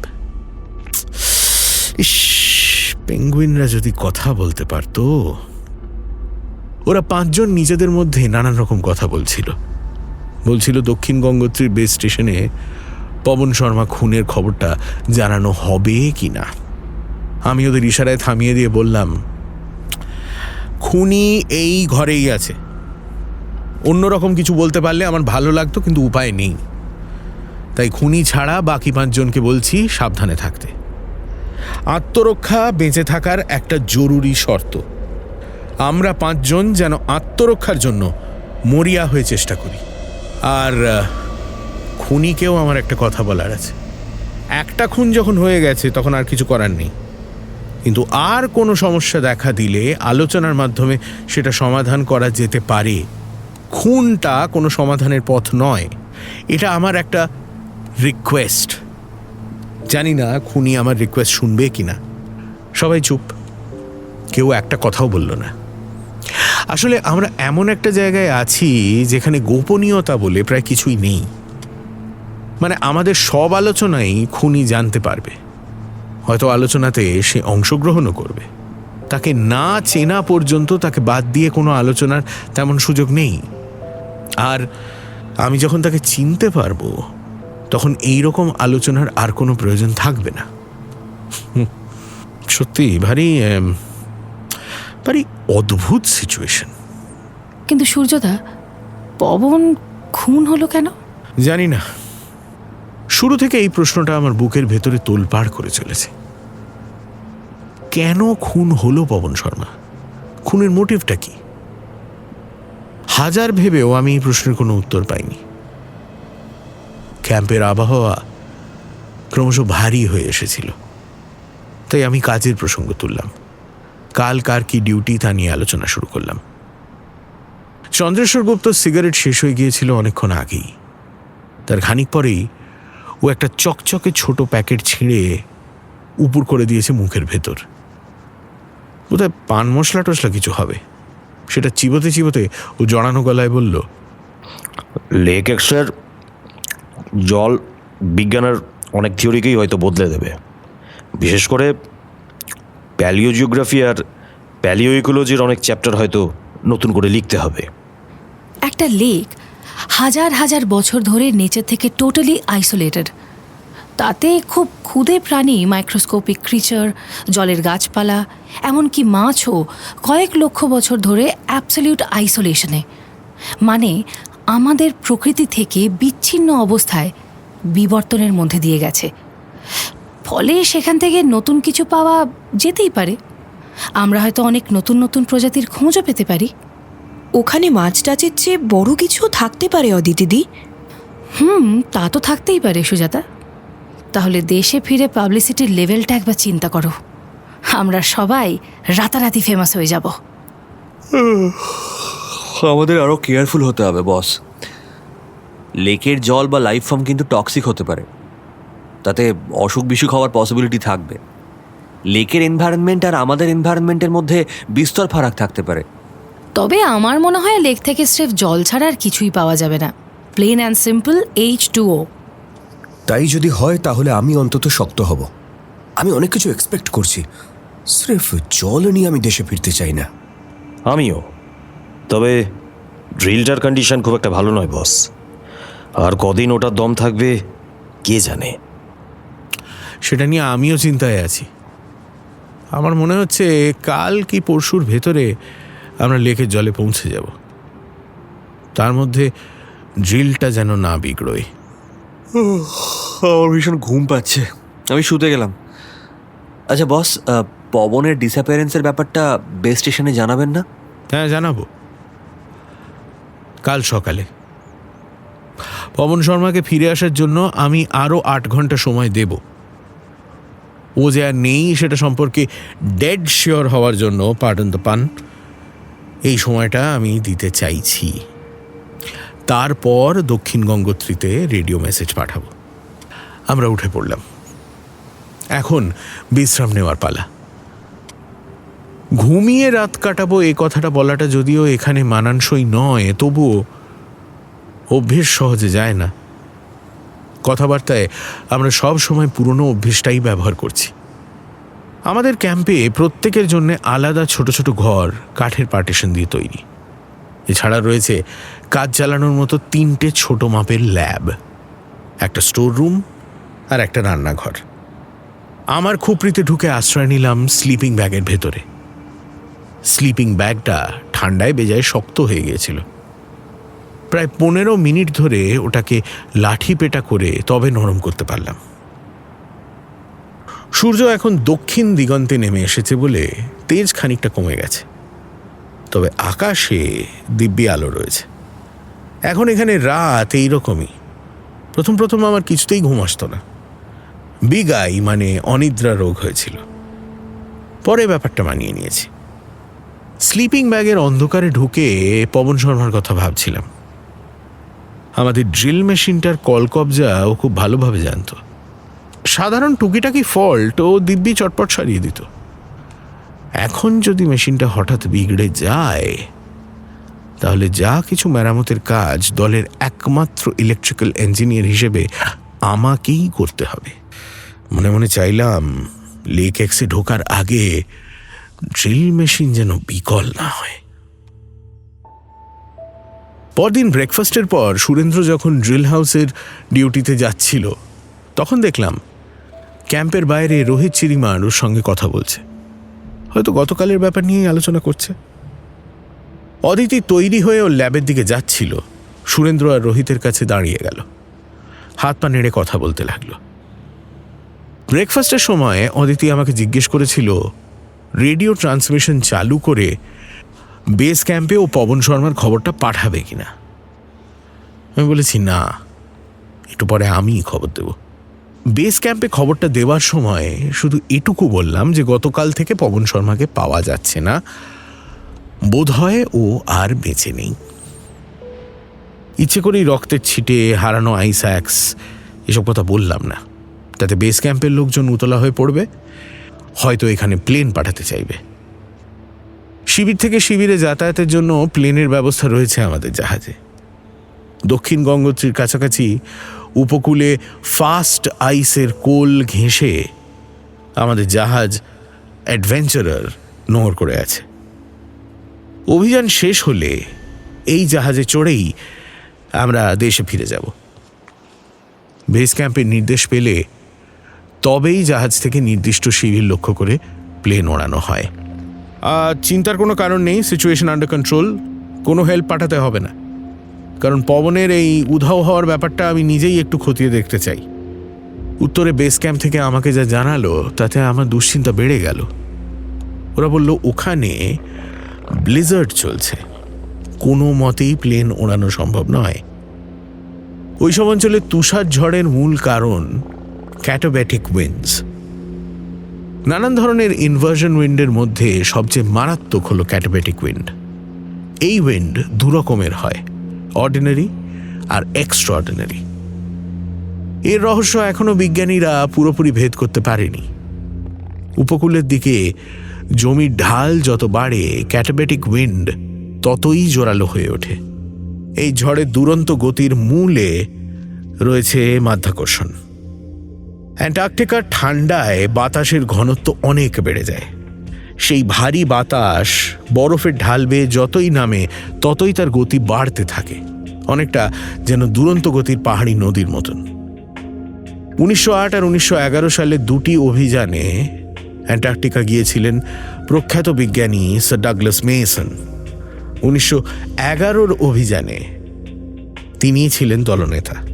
ফিরে এসে the home of the Blizzard নামে একটা বই লেখেন তিনি। সেই বইতে মেসন ক্যাটাবেটিক উইন্ডের ভারী চমৎকার বর্ণনা দিয়েছেন।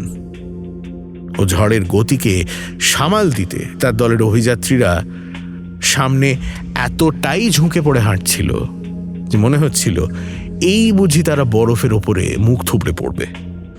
আমি ব্লিজার্ডের খবরটা অদিতিকে দিলাম, তাতেও বলল ব্লিজার্ড আর নো ব্লিজার্ড, লেক এক্সের জলের স্যাম্পল কিন্তু আমরা নিচ্ছি, থামছি না। That's the spirit. আমি ওর পিঠ চাপড়ে দিলাম। না, আমার দলের এই মেয়েটা বেশ সাহসী আর ডাকাবুকো।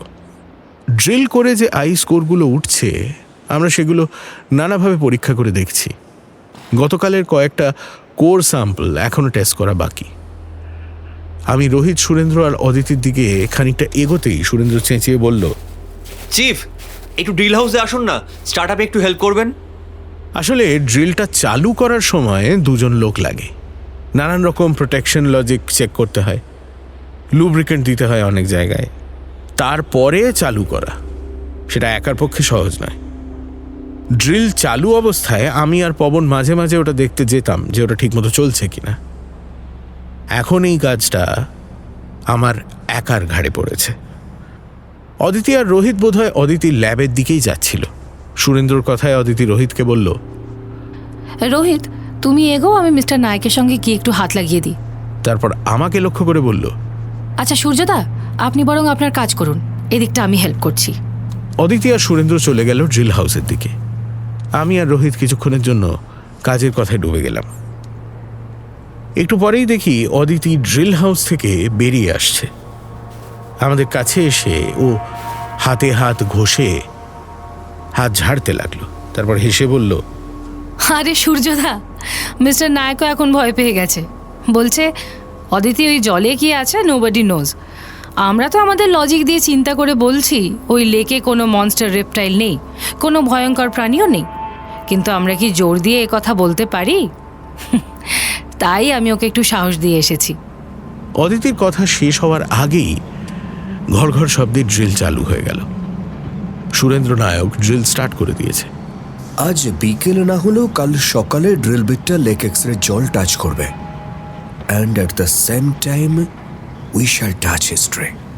কি থ্রিলিং ব্যাপার! আমাদের খ্যাতির খানিকটা পবন শেয়ার করতে পারলে ভালো লাগতো। এ কথায় সবাই কেমন চুপ করে গেল। একটু পরেই রোহিত ওর জ্যাকেটের পকেট থেকে একটা চ্যাপ্টা ধাতুর বোতল বার করলো। আমরা সবাই জানি ওতে ব্র্যান্ডি আছে। অভিযানের শুরুতেই রোহিত আমাকে বলেছে যে শীতের দেশে ওটা না খেলে ওর চলে না। আমি যেন ওকে সে অনুমতি দিই। শুধু অনুমতি দেওয়া নয়, আমিও ওর কাছ থেকে মাঝে মাঝে একটু আধটু চেখে দেখি। এই প্রবল ঠান্ডায় জিনিসটা দারুণ কাজ দেয়। চকচকে বোতলটা আমার দিকে বাড়িয়ে রোহিত বলল, দাদা আজ কিন্তু ভীষণ ঠান্ডা। হ্যাঁ, ঠান্ডা তাড়াতে এক চুমুক খেতেই পারেন। আমি বোতলটা নিলাম, দুটো খেয়ে রোহিতকে ওটা ফেরত দিলাম। সত্যি ঠান্ডাটা এবার একটু কম লাগছে যেন। রোহিত আর অদিতি এবার অদিতির ল্যাবের দিকে হাঁটা দিল। সেদিকে তাকিয়ে দেখি 3টে অ্যাডেলি পেঙ্গুইন গম্ভীরভাবে বরফের ওপর ঘুরে বেড়াচ্ছে। আমি এবার ক্যাম্পের ল্যাবের দিকে এগোলাম। ড্রিল হাউসের আওয়াজ শুনতে শুনতে হঠাৎই মনে হলো শেষ পর্যন্ত ড্রিলটা টিকবে তো। শব্দ শুনে মনে হচ্ছে ওটা যেন মরিয়া হয়ে ব্রেকিং লোডে কাজ করছে। ল্যাবে স্যাম্পলগুলো টেস্ট করতে করতে নানান দুশ্চিন্তার ঢেউয়ে তলিয়ে গিয়েছিলাম। বারবার মনে হচ্ছিল শুধু ড্রিলটা নয়, আমরাও ব্রেকিং লোডে কাজ করছি। তবে আর বেশি দিন বাকি নেই, বড়জোর 2-4 দিন। এইসব কথা এলোমেলো ভাবছিলাম আর যান্ত্রিকভাবে স্যাম্পলগুলো টেস্ট করছিলাম। এই স্যাম্পল টেস্টিং আমি চন্দ্রেশ্বর গুপ্তর কাছে শিখেছি। অ্যান্টার্কটিকা অভিযানে এসে শুধুমাত্র নিজের এরিয়া নিয়ে কাজ করলে হয় না, মাঝে মাঝে দরকার পড়লে অন্য ডিসিপ্লিনেও কাজ করতে হয়। চুপচাপ বেকার বসে থাকার চাইতে শিখে পড়ে নিয়ে সে কাজ করা অনেক ভালো। হঠাৎ সুজাতার কাঁপা গলায় চিৎকার আমাকে চমকে দিল। সূর্যদা, শিগগিরই চলো, সুরেন্দ্র নায়ককে পাওয়া যাচ্ছে না। এক ঝটকায় ঘুরে দাঁড়াতে গিয়ে স্যাম্পল স্টোর করার কয়েকটা স্টেরিলাইজড কন্টেনার ল্যাবের টেবিল থেকে পড়ে গেল মেঝেতে। ঠং ঠং করে একটা বিচ্ছিরি শব্দ হলো, কিন্তু আমি সুজাতার মুখের দিকে তাকিয়ে পাথর হয়ে গেলাম। এ কোন সুজাতা? বরফের প্রতিফলন থেকে বাঁচতে সুজাতার চোখে রোজ চশমা, দুগালের যেটুকু দেখা যাচ্ছে সাদা ফ্যাকাশে রক্তহীন। জ্যাকেটের এখানে ওখানে আর মাথার টুপিতে বরফের কুচি লেগে রয়েছে। আর মেয়েটা থরথর করে কাঁপছে, ও ঠোঁট নড়ছে কিন্তু কোনো শব্দ বেরোচ্ছে না। আমি ওকে 2 হাতে চেপে ধরে সামাল দেওয়ার চেষ্টা করলাম। তখনই ওর কাঁপুনি হাতে টের পেলাম। সুজাতা এতক্ষণ রান্নাঘরে ছিল বলে জানতাম, কারণ দুপুরের রান্না তদারকি ওর দায়িত্ব, আর চন্দ্রেশ্বর গুপ্তর ওকে সাহায্য করার কথা না। তাহলে সুজাতা জানলো কি করে যে সুরেন্দ্র নায়ককে পাওয়া যাচ্ছে না? সে কথাই জিজ্ঞেস করলাম ওকে। উত্তরে ও বলল, রান্নার কাজ করতে করতে একঘেয়ে লাগায় ও ক্যাম্প ছেড়ে বাইরে বেরোয়। আমি তখন ল্যাবে কাজ করছিলাম, তাই ওর বেরিয়ে যাওয়াটা খেয়াল করিনি। ড্রিল হাউস নিয়ে একটা ভয় ওর মনে কাজ করছিল, অথচ মেরিন বায়োলজিস্ট হিসেবে একটা কৌতূহলও মাথাচাড়া দিচ্ছিল বারবার। তাই ও সুরেন্দ্রর কাজ কতটা এগিয়েছে দেখতে ড্রিল হাউসে যায়। গিয়ে দেখে ড্রিল চলছে, তবে সুরেন্দ্র ড্রিল হাউসে নেই। ডাকাডাকি করে বা এদিক ওদিক খোঁজ করে কোনো ফল পাওয়া গেল না। তাই সুজাতা দৌড়ে এসেছে আমার কাছে। সঙ্গে সঙ্গে আমি চন্দ্রেশ্বরকে রান্নাঘর থেকে ডেকে নিলাম। তারপর 3 জনে বেরিয়ে এলাম ক্যাম্পের বাইরে। চন্দ্রেশ্বরকে বললাম, যাও ওই ক্যাম্প থেকে অদিতি আর রোহিতকে ডেকে আনো, এক্ষুনি এক্ষুনি। চন্দ্রেশ্বর অদিতির ক্যাম্পের দিকে রওনা হলো। আমি আর সুজাতা ড্রিল হাউসের দিকে গেলাম।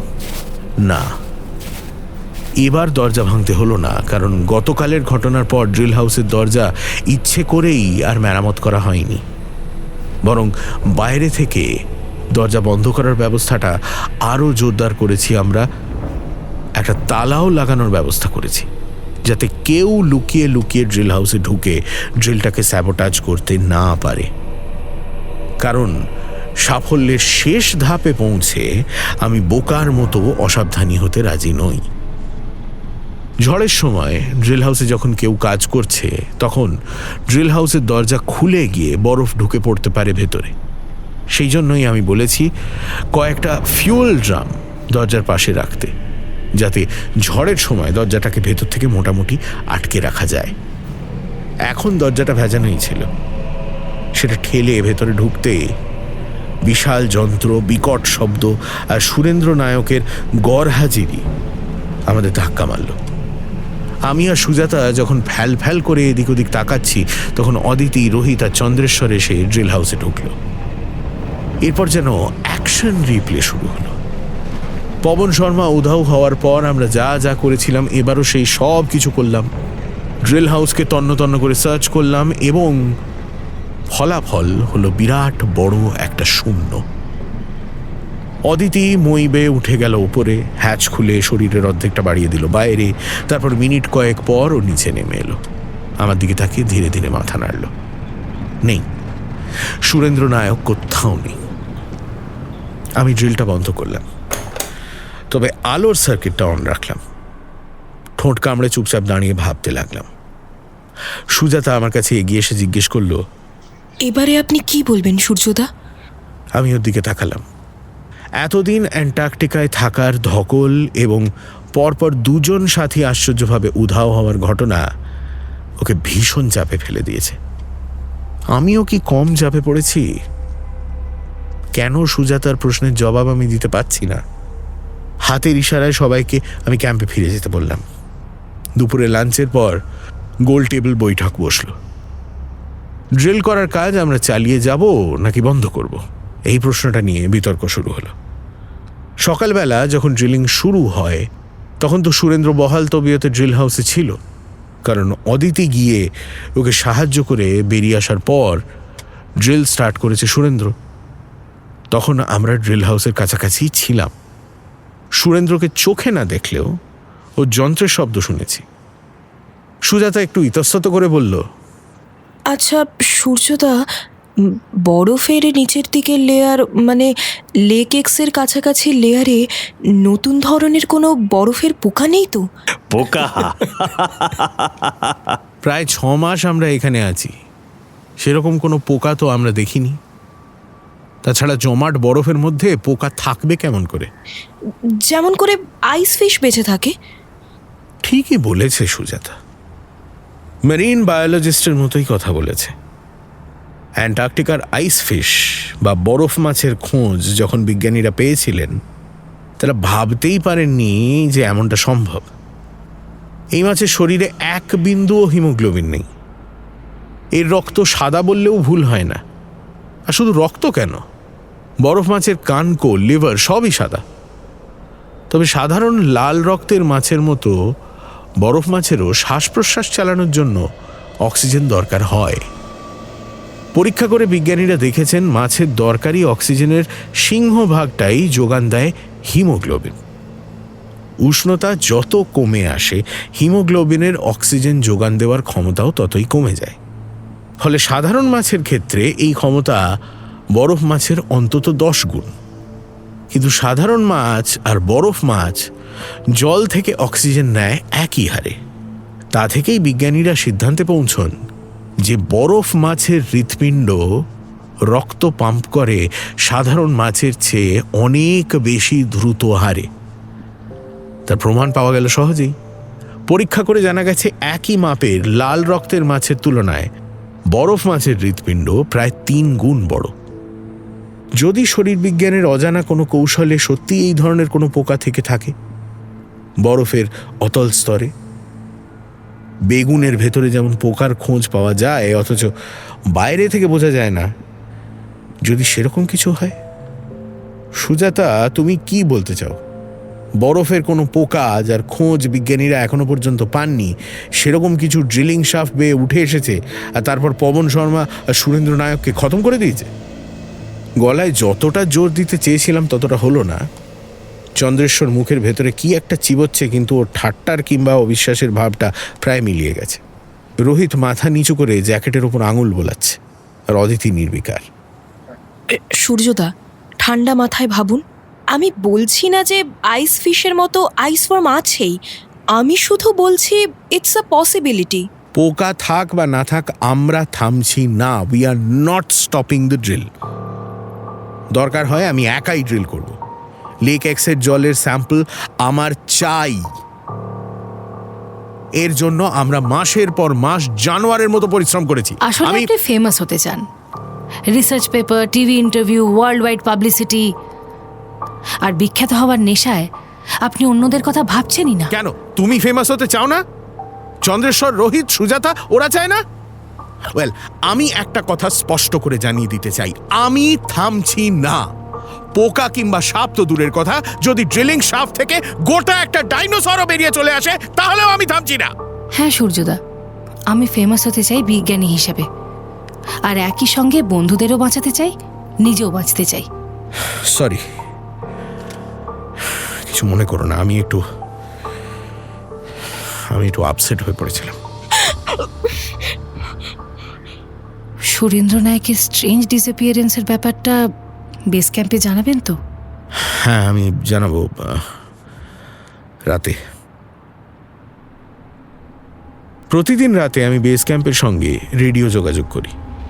সেই খবর তারপর ছড়িয়ে পড়ে বহু জায়গায়। অ্যান্টার্কটিকায় সারা বছর ধরেই নানান দেশের গবেষণা চলে, তার জন্য নানান জায়গায় রয়েছে শিবির।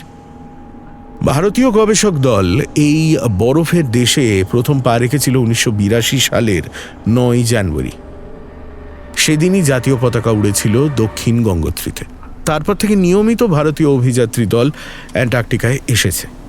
তবে অন্যান্য ক্ষেত্রে গবেষণার ততটা গোপনীয়তা নেই যেমনটা আছে অপারেশন লেক এক্সের বেলায়।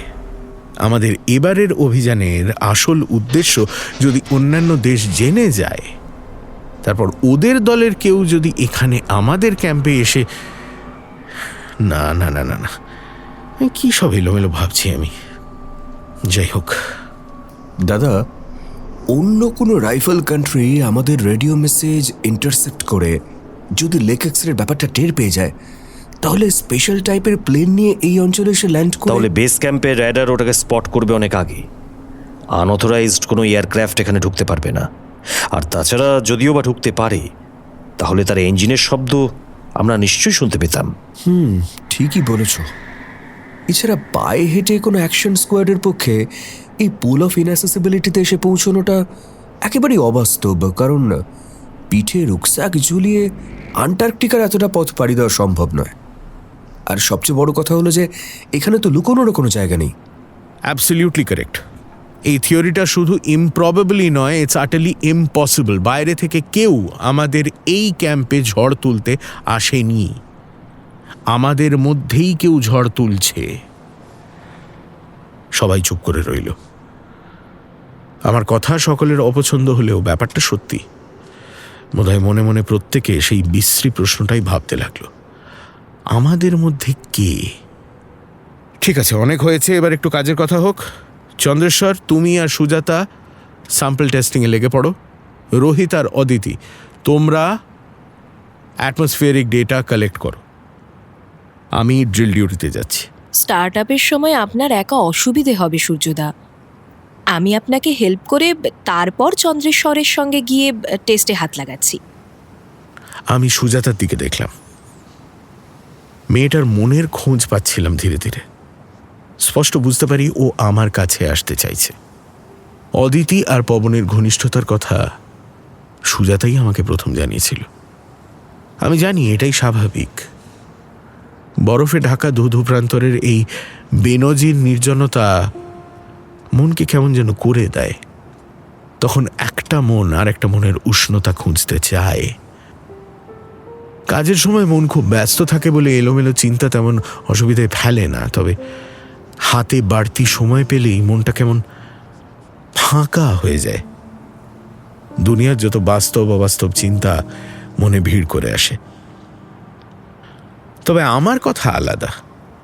আমি যখনই এরকম ভাবার সময় পাই, তখন বাড়ির কথা ভাবি, কৃষ্ণার কথা, আর আমাদের ছোট্ট মেয়ে টুস্কির কথা। টুস্কিকে এত পুতুল পুতুল দেখতে, শোকেসে সাজিয়ে রাখলে লোকে ভুল করে ওকে সত্যিকারের পুতুল ভেবে বসবে। নিন দাদা, উঠুন, এবার একটু কাজে লেগে পড়ি। সব কিছু ঠিকঠাক চললে আর মাত্র কটা দিন, আর তারপরেই বাড়ি ফেরা। কতদিন যে বইয়ের হাতে রান্না খাইনি। স্ত্রৈন। क्या मैडम, ये स्त्रोइनो क्या है? ওটা দেব ভাষা, ওর মানে তুমি বুঝবে না। ওই শব্দটার মানে হলো তুমি তোমার বউকে খুব ভালোবাসো। ও সহি বাত, সহি বাত। ড্রিল ডিউটিতে আপনি তো একা থাকবেন, যদি কোনো মানে ডেঞ্জার হয়। আমি একা দুজনের চেয়েও একটু বেশি, এই কথাটা আমি অফিসিয়ালি সবাইকে জানিয়ে রাখতে চাই। সুজাতা, তুমি সবাইকে এটা বলে দিও, যদি খুনি আমাকে উধাও করার ঝুঁকি নেয় তাহলে that will be a hell of a risk. Chandreshwar চোখ সরিয়ে নিল আমার চোখ থেকে। সন্ধেবেলা সবাই আড্ডার মেজাজে ছিলাম। অদিতি বেশ কয়েকটা গান শোনালো, রোহিত সেই গানে কখনো কখনো গলাও মেলালো। চন্দ্রেশ্বর নানান রকম নেশা করা নিয়ে অনেকগুলো মজার গল্প শোনালো। তারপর আমরা সবাই তাসের প্যাকেট নিয়ে বসলাম। ঘণ্টাখানেক ফিশ আর রামি খেলা হলো। সময়টা এমন হই হই করে কাটছিল যে আমরা একরকম ভুলেই গেলাম কি কাজে আমরা এসেছি আর কি রহস্যময় বিপদে আমরা জড়িয়ে পড়েছি। হাসি ঠাট্টার মজায় সুজাতা অনেক স্বাভাবিক হয়ে উঠল। অদিতিও মনে হলো পবনের করুণ পরিণতির ধাক্কাটা দিব্যি সামলে নিয়েছে। রাত 8টা নাগাদ তুষার ঝড় উঠল। বিকেল থেকেই ঝোড়ো হাওয়া দিচ্ছিল। এই ঝোড়ো হাওয়াটা ব্লিজার্ডের সুনিশ্চিত খবর নিয়ে আসে, সুতরাং আমরা তৈরি ছিলাম। বিকেলে ড্রিল হাউসে আমি কাজ করেছি, তবে আমি সতর্ক ছিলাম। হঠাৎ করে কেউ যদি আমাকে আক্রমণ করতে আসে তাহলে তাকে আমি অনায়াসেই চমকে দিতে পারবো। একটা sterilised stainless steel air container আমার জ্যাকেটের ভেতরে লুকোনো আছে। তাতে রয়েছে গাঢ় নাইট্রিক অ্যাসিড। খুনি হোক কি বরফের পোকা হোক কিংবা লেক এক্সের ভয়ঙ্কর সরীসৃপও যদি হয়, তাকে প্রাথমিকভাবে সাহায্য করতে পারবে এই অ্যাসিড। তারপর প্রতিরক্ষার দ্বিতীয় ধাপে রয়েছে একটা বড় মাপের স্ক্রুড্রাইভার। আমাকে নিয়ে ছিনিমিনি খেলার চেষ্টা করলে খুনি হাড়ে হাড়ে বুঝতে পারবে আমি পবন শর্মা বা সুরেন্দ্র নায়ক নই। সূর্যচ্যুতি সেন আলাদা জিনিস।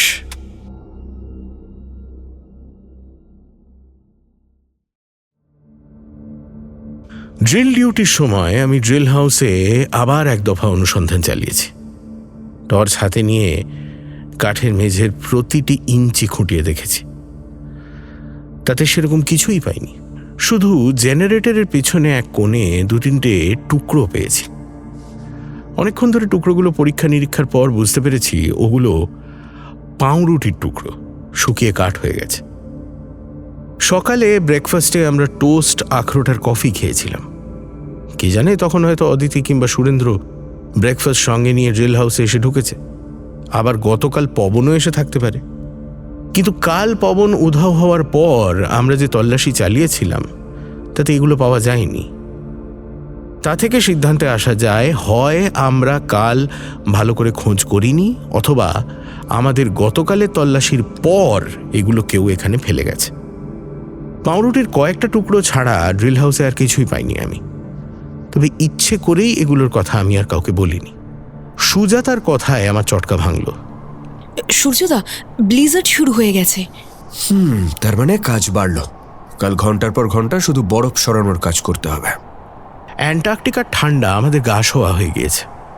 শীতের পোশাক পরে সেই ঠান্ডার সঙ্গে লড়াই করা যায়, কিন্তু যদি কনকনে ঝোড়ো হাওয়া বইতে থাকে তাহলে শীতের পোশাক মোটেই আর যথেষ্ট নয়। তুষার ঝড়ের সময় সনসনে হাওয়ায় উড়তে থাকে শুকনো বরফের কুচি। মরুভূমিতে যেমন বালির ঝড় ওঠে, অনেকটা সেই রকম। এই ঝড়ের সময় ক্যাম্পের বাইরে বেরোনোই মুশকিল। চামড়ার এতটুকু খোলা জায়গা পেলে বরফ কুচির ঘায়ে সেখানে আঁচড় লাগবেই। মনে হয় যেন হাজার হাজার ছুঁচ ফুটিয়ে দিচ্ছে কেউ। তবু ক্যাম্পকে বাঁচাতে অনেক সময় ব্লিজার্ডের মধ্যেই আমাদের বাইরে বেরোতে হয়েছে। তখন যে দৃশ্য দেখেছি তা জীবনে ভোলার নয়। অসংখ্য বরফের কুচি হাওয়ায় ভেসে ঢেউয়ের পর ঢেউ তুলে ছুটে আসছে। সেই ঢেউয়ের মাঝে অন্ধের মতো হাবুডুবু খাচ্ছি আমরা কয়েকজন, আর আমাদের ঘিরে ফেলেছে সাদা অন্ধকার। অ্যান্টার্কটিকায় এসে থেকে অনেক তুষার ঝড় আমরা দেখেছি। ঝড়ের সময় আমরা এ পর্যন্ত হাওয়ার সবচেয়ে বেশি গতি পেয়েছি ঘন্টায় 180 কিলোমিটার। আজকের ঝড়টা তেজ কম হলেও আমার কেমন একটা অদ্ভুত লাগছিল। মনে হচ্ছিল আমাদের 5 জনের ভেতরের ঝড় যেন হঠাৎই বাইরে বেরিয়ে এসেছে। চন্দ্রেশ্বর আর রোহিতকে বললাম ক্যাম্পের বাইরে জানলা আর দেওয়ালগুলো ভালো করে চেক করতে। এই উড়ন্ত বরফের মজা হলো এই যে ওরা যেখানেই ধাক্কা খায় সেখানেই লেপ্টে আটকে যায় আঠার মতো। ওরা দুজনে সিনথেটিক দড়ি আর শাবল নিয়ে বেরিয়ে এলো। বেরোনোর আগে চোখ, মাথা, শরীর ভালো করে ঢেকে নিল। ওদের বললাম রান্নাঘর আর স্টোরটায় ভালো করে নজর দিতে, কারণ ক্যাম্পে ল্যাবগুলো আমরা যতটা যত্ন নিই রান্নাঘর বা স্টোরের বেলায় তার 10 ভাগের 1 ভাগও নিই না। অদিতি আর সুজাতাকে বললাম তোমরা বসে গল্প করো, আমি সবকটা ঘর ঘুরে একবার দেখে আসছি। মিনিট 10-এর মধ্যেই আমাদের কাজ সারা হয়ে গেল, কিন্তু দুরন্ত গতির ঝড়ের জন্য মনে হলো যেন 1 ঘন্টারও বেশি সময় লেগেছে। গল্প গুজবে আরও খানিকটা সময় কেটে যাওয়ার পর সুজাতা হঠাৎই বলল, বেস ক্যাম্পে খবর পাঠাবেন না সূর্যদা? হ্যাঁ ঠিকই তো, সুরেন্দ্র উধাও হয়ে যাওয়ার ব্যাপারটা জানান। আর লেক এক্সের ব্যাপারে বেস ক্যাম্পকে অ্যালার্ট করে দেবেন। অ্যালার্ট করে দেবো মানে? এই যে পবন শর্মা আর সুরেন্দ্র নায়ক হাওয়ায় মিলিয়ে গেল। শোনো সুজাতা, লেক এক্সের সঙ্গে পবন আর সুরেন্দ্রর ডিসঅ্যাপিয়ারেন্সের কোনো সম্পর্ক নেই। তুমি যে বলছো দুটো ব্যাপার কানেক্টেড, তার কোনো প্রমাণ কি তুমি পেয়েছো? শোনো, ওদের উধাও হওয়ার নিশ্চয়ই কোনো যুক্তিসঙ্গত ব্যাখ্যা আছে। মানে সত্যিকারের আছে কি? দুটো মানুষ পরপর 2 দিন হুশ করে উধাও হয়ে গেল, তাদের আর কোনো চিহ্ন পাওয়া গেল না। এর পেছনে কোথায় যুক্তি, কোথায় কারণ? বস ডোন্ট মাইন্ড, খুব অবাস্তব শোনালেও বেস ক্যাম্পে এই লেক এক্স ফ্যাক্টরটার কথা বলা দরকার। এরপর বেশি দেরি হয়ে গেলে খবরটা দেওয়ার জন্য আমরা কেউই হয়তো আর থাকবো না। আমি চোয়াল শক্ত করলাম। রোহিত, চন্দ্রেশ্বর আর সুজাতা ওরা চায় যতই উদ্ভট হোক বেস ক্যাম্প লেক এক্স এর ভয়ের ব্যাপারটা জানুক। বাকি রইলাম আমি আর অদিতি। অদিতির কি মত কে জানে। আমাদের প্রজেক্ট প্রায় শেষ, হয়তো কালই বরফ কেটে জলের সন্ধান পাবে ড্রিল। এরকম একটা সময়ে এইরকম বিতর্ক আমার ভালো লাগছিল না। শেষ পর্যন্ত ভিএইচএফ ট্রান্সমিটারে খবর পাঠাতে বসলাম। বেস স্টেশনের রেডিও অপারেটর ঘুম জড়ানো গলায় আমাদের ডাকে সাড়া দিল। আমি জানালাম যে আমাদের টিমের আর একজন সুরেন্দ্র নায়ককে পাওয়া যাচ্ছে না। খবরটা পেয়ে অপারেটরের ঘুম কেটে গেল। আমি সংক্ষেপে ঘটনাটা বললাম যে আমাদের এখানে ব্লিজার্ড চলছে। উত্তর এসে বলল ওখানেও তুষার ঝড় এখনো থামেনি।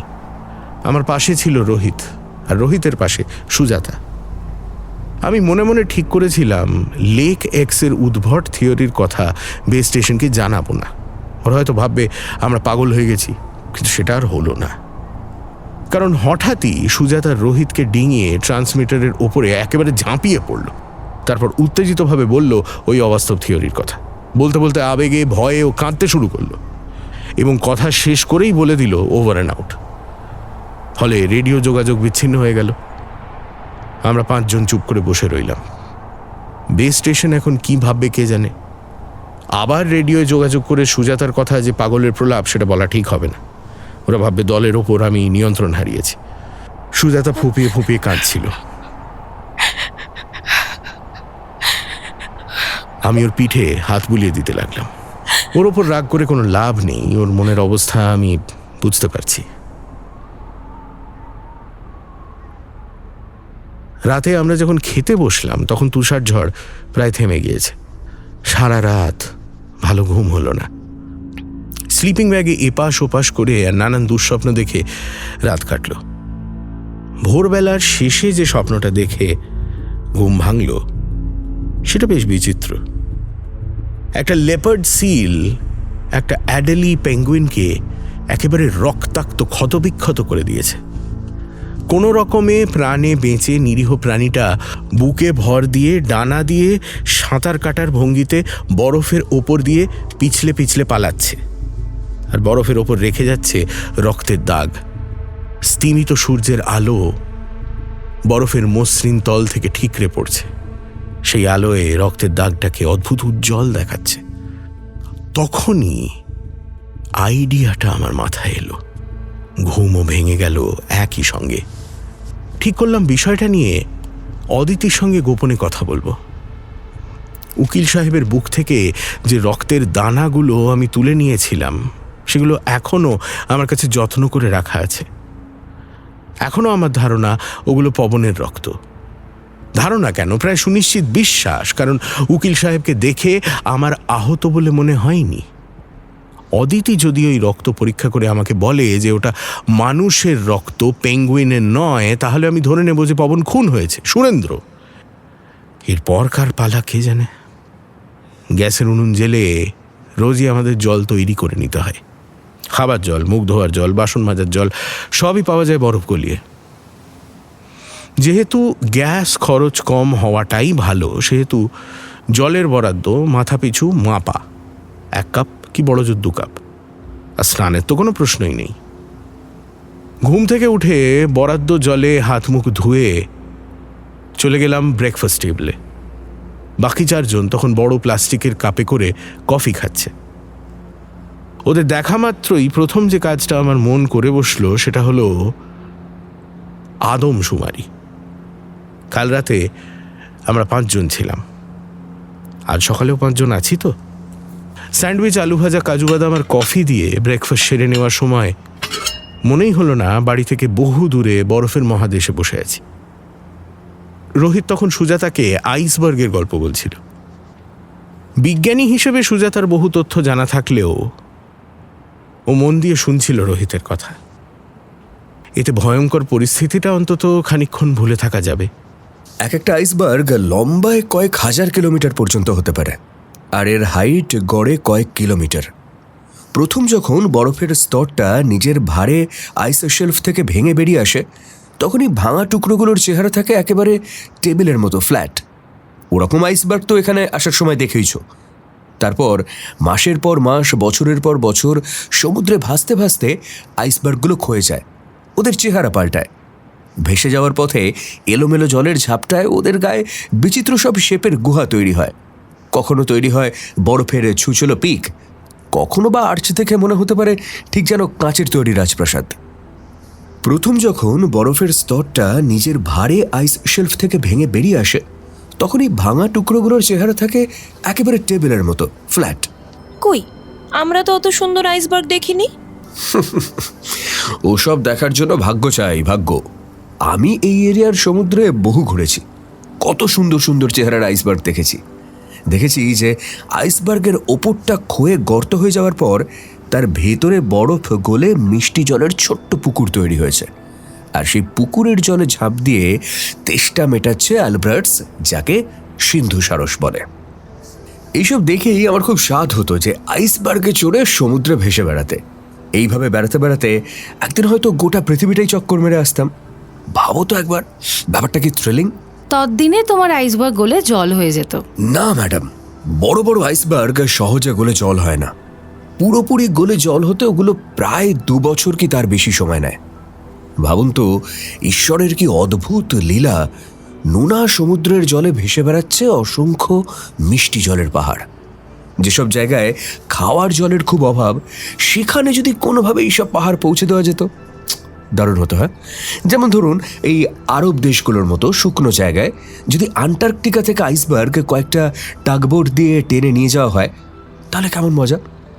সমুদ্রপথে এই ডিস্টেন্সটা হবে প্রায় ওই 8000 কিলোমিটার মতো, আর নিয়ে যেতে সময় লাগবে বড়জোর 1 বছর। যদি ভাসিয়ে নিয়ে যাওয়ার সময় আইসবার্গগুলোর ওপরটা পাতলা পলিথিন দিয়ে ঢেকে নেওয়া হয়, তাহলে বরফটা গলবেও অনেক কম, আর প্লাস্টিকের আড়ালে কিছুটা করে বরফ গলে তৈরি হয়ে যাবে একটা মিঠে জলের হ্রদ। সেখান থেকে সরাসরি পাম্প করে মরুভূমির কোস্টাল এরিয়াতে দিব্যি জল পাঠানো যাবে। তবে যাই বলো, এতে অনেক খরচ পড়ে যাবে। সত্যি আইসবার্গ নিয়ে এত কথা আমারও জানা ছিল না। আমি শুধু জানি পানীয় জলের অভাব মেটাতে আরবের দেশগুলোতে 20 বছর আগে একটা ডিস্যালাইনেশন প্রজেক্ট নেওয়া হয়েছিল। এই প্রজেক্টের উদ্দেশ্য ছিল প্রথমে সমুদ্রের নোনা জল থেকে নুন বের করা, তারপর নুনবিহীন জলকে সমুদ্র তীরের কাছাকাছি থার্মাল পাওয়ার প্ল্যান্টের কুলিং ওয়াটার হিসেবে ব্যবহার করা। আর এর পরের ধাপের কাজ ছিল সেই কুলিং ওয়াটারকে প্রসেস করে ড্রিঙ্কিং ওয়াটার তৈরি করা। তবে শেষ পর্যন্ত সেই প্রজেক্ট খুব একটা লাভজনক হয়ে দাঁড়ায়নি। হ্যাঁ, খরচ পড়বে বটে, তবে ইটস আ নভেল পসিবিলিটি।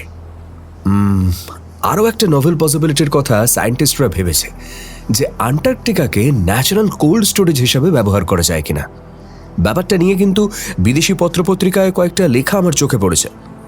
বিজ্ঞানীরা বলছে যে পৃথিবীর বাড়তি খাদ্যশস্য যদি জাহাজে করে আন্টার্কটিকায় নিয়ে এসে সঞ্চয় করে রাখা যায়, তাহলে এর বিশুদ্ধ হিমশীতল পরিবেশে সেগুলো একটু নষ্ট হবে না। তারপর দরকার মতো সেই সমস্ত খাদ্যশস্য এখান থেকে নিয়ে গিয়ে খরচ করা যেতে পারে। এতে সারা পৃথিবীতে দুর্ভিক্ষের সমস্যা কিন্তু আর থাকবে না। তবে হ্যাঁ, এই কাজের পথে এখনো পর্যন্ত একটাই বাধা, খরচটাই। শুনিয়ে কোয়েশ্চেন জোড়ি, আইসবার্গ নিয়ে আমিও কুচু কুচু জানি। তা কি সেই কুচু কুচু জানতে পারি? আলবাত, আমি তখন থেকে দেখছি তোমরা রোহিতের দিকে ধ্যান দিয়ে বসে আছো। চন্দ্রেশ্বর, তোমাকে ভাই আমি একটু ঈর্ষা করি না। ঈর্ষা? ঈর্ষা মানে কি? ও আবার সেই ল্যাঙ্গুয়েজ প্রবলেম। এই ওসব ছাড়ো, তোমার আইসবার্গের গল্প শোনাও দেখি। টাইটানিকের নাম সবাই শুনেছ তো? Luxury liner Titanic. ও গল্প সবার জানা। ও, তো বলো তো কি জানো? আইসবার্গে ধাক্কা লেগে টাইটানিক জাহাজটা ডুবে গিয়েছিল। ওই জাহাজটা ইংল্যান্ড থেকে আমেরিকা যাচ্ছিল। ওটাই ছিল ফার্স্ট ভয়েজ। ব্যাস, স্টোরি খতম। বলো তো অ্যাক্সিডেন্টটা কবে হয়েছিল আর কতজন মারা গিয়েছিল? এই তুমি না বড্ড ডিস্টার্ব করো, বুঝলে সুজাতা? চন্দ্রেশ্বরের মুড এসে গেছে, ওকে বলতে দাও। আপনি বলছেন তাই চুপ করে যাচ্ছি। আপনি আমার বস।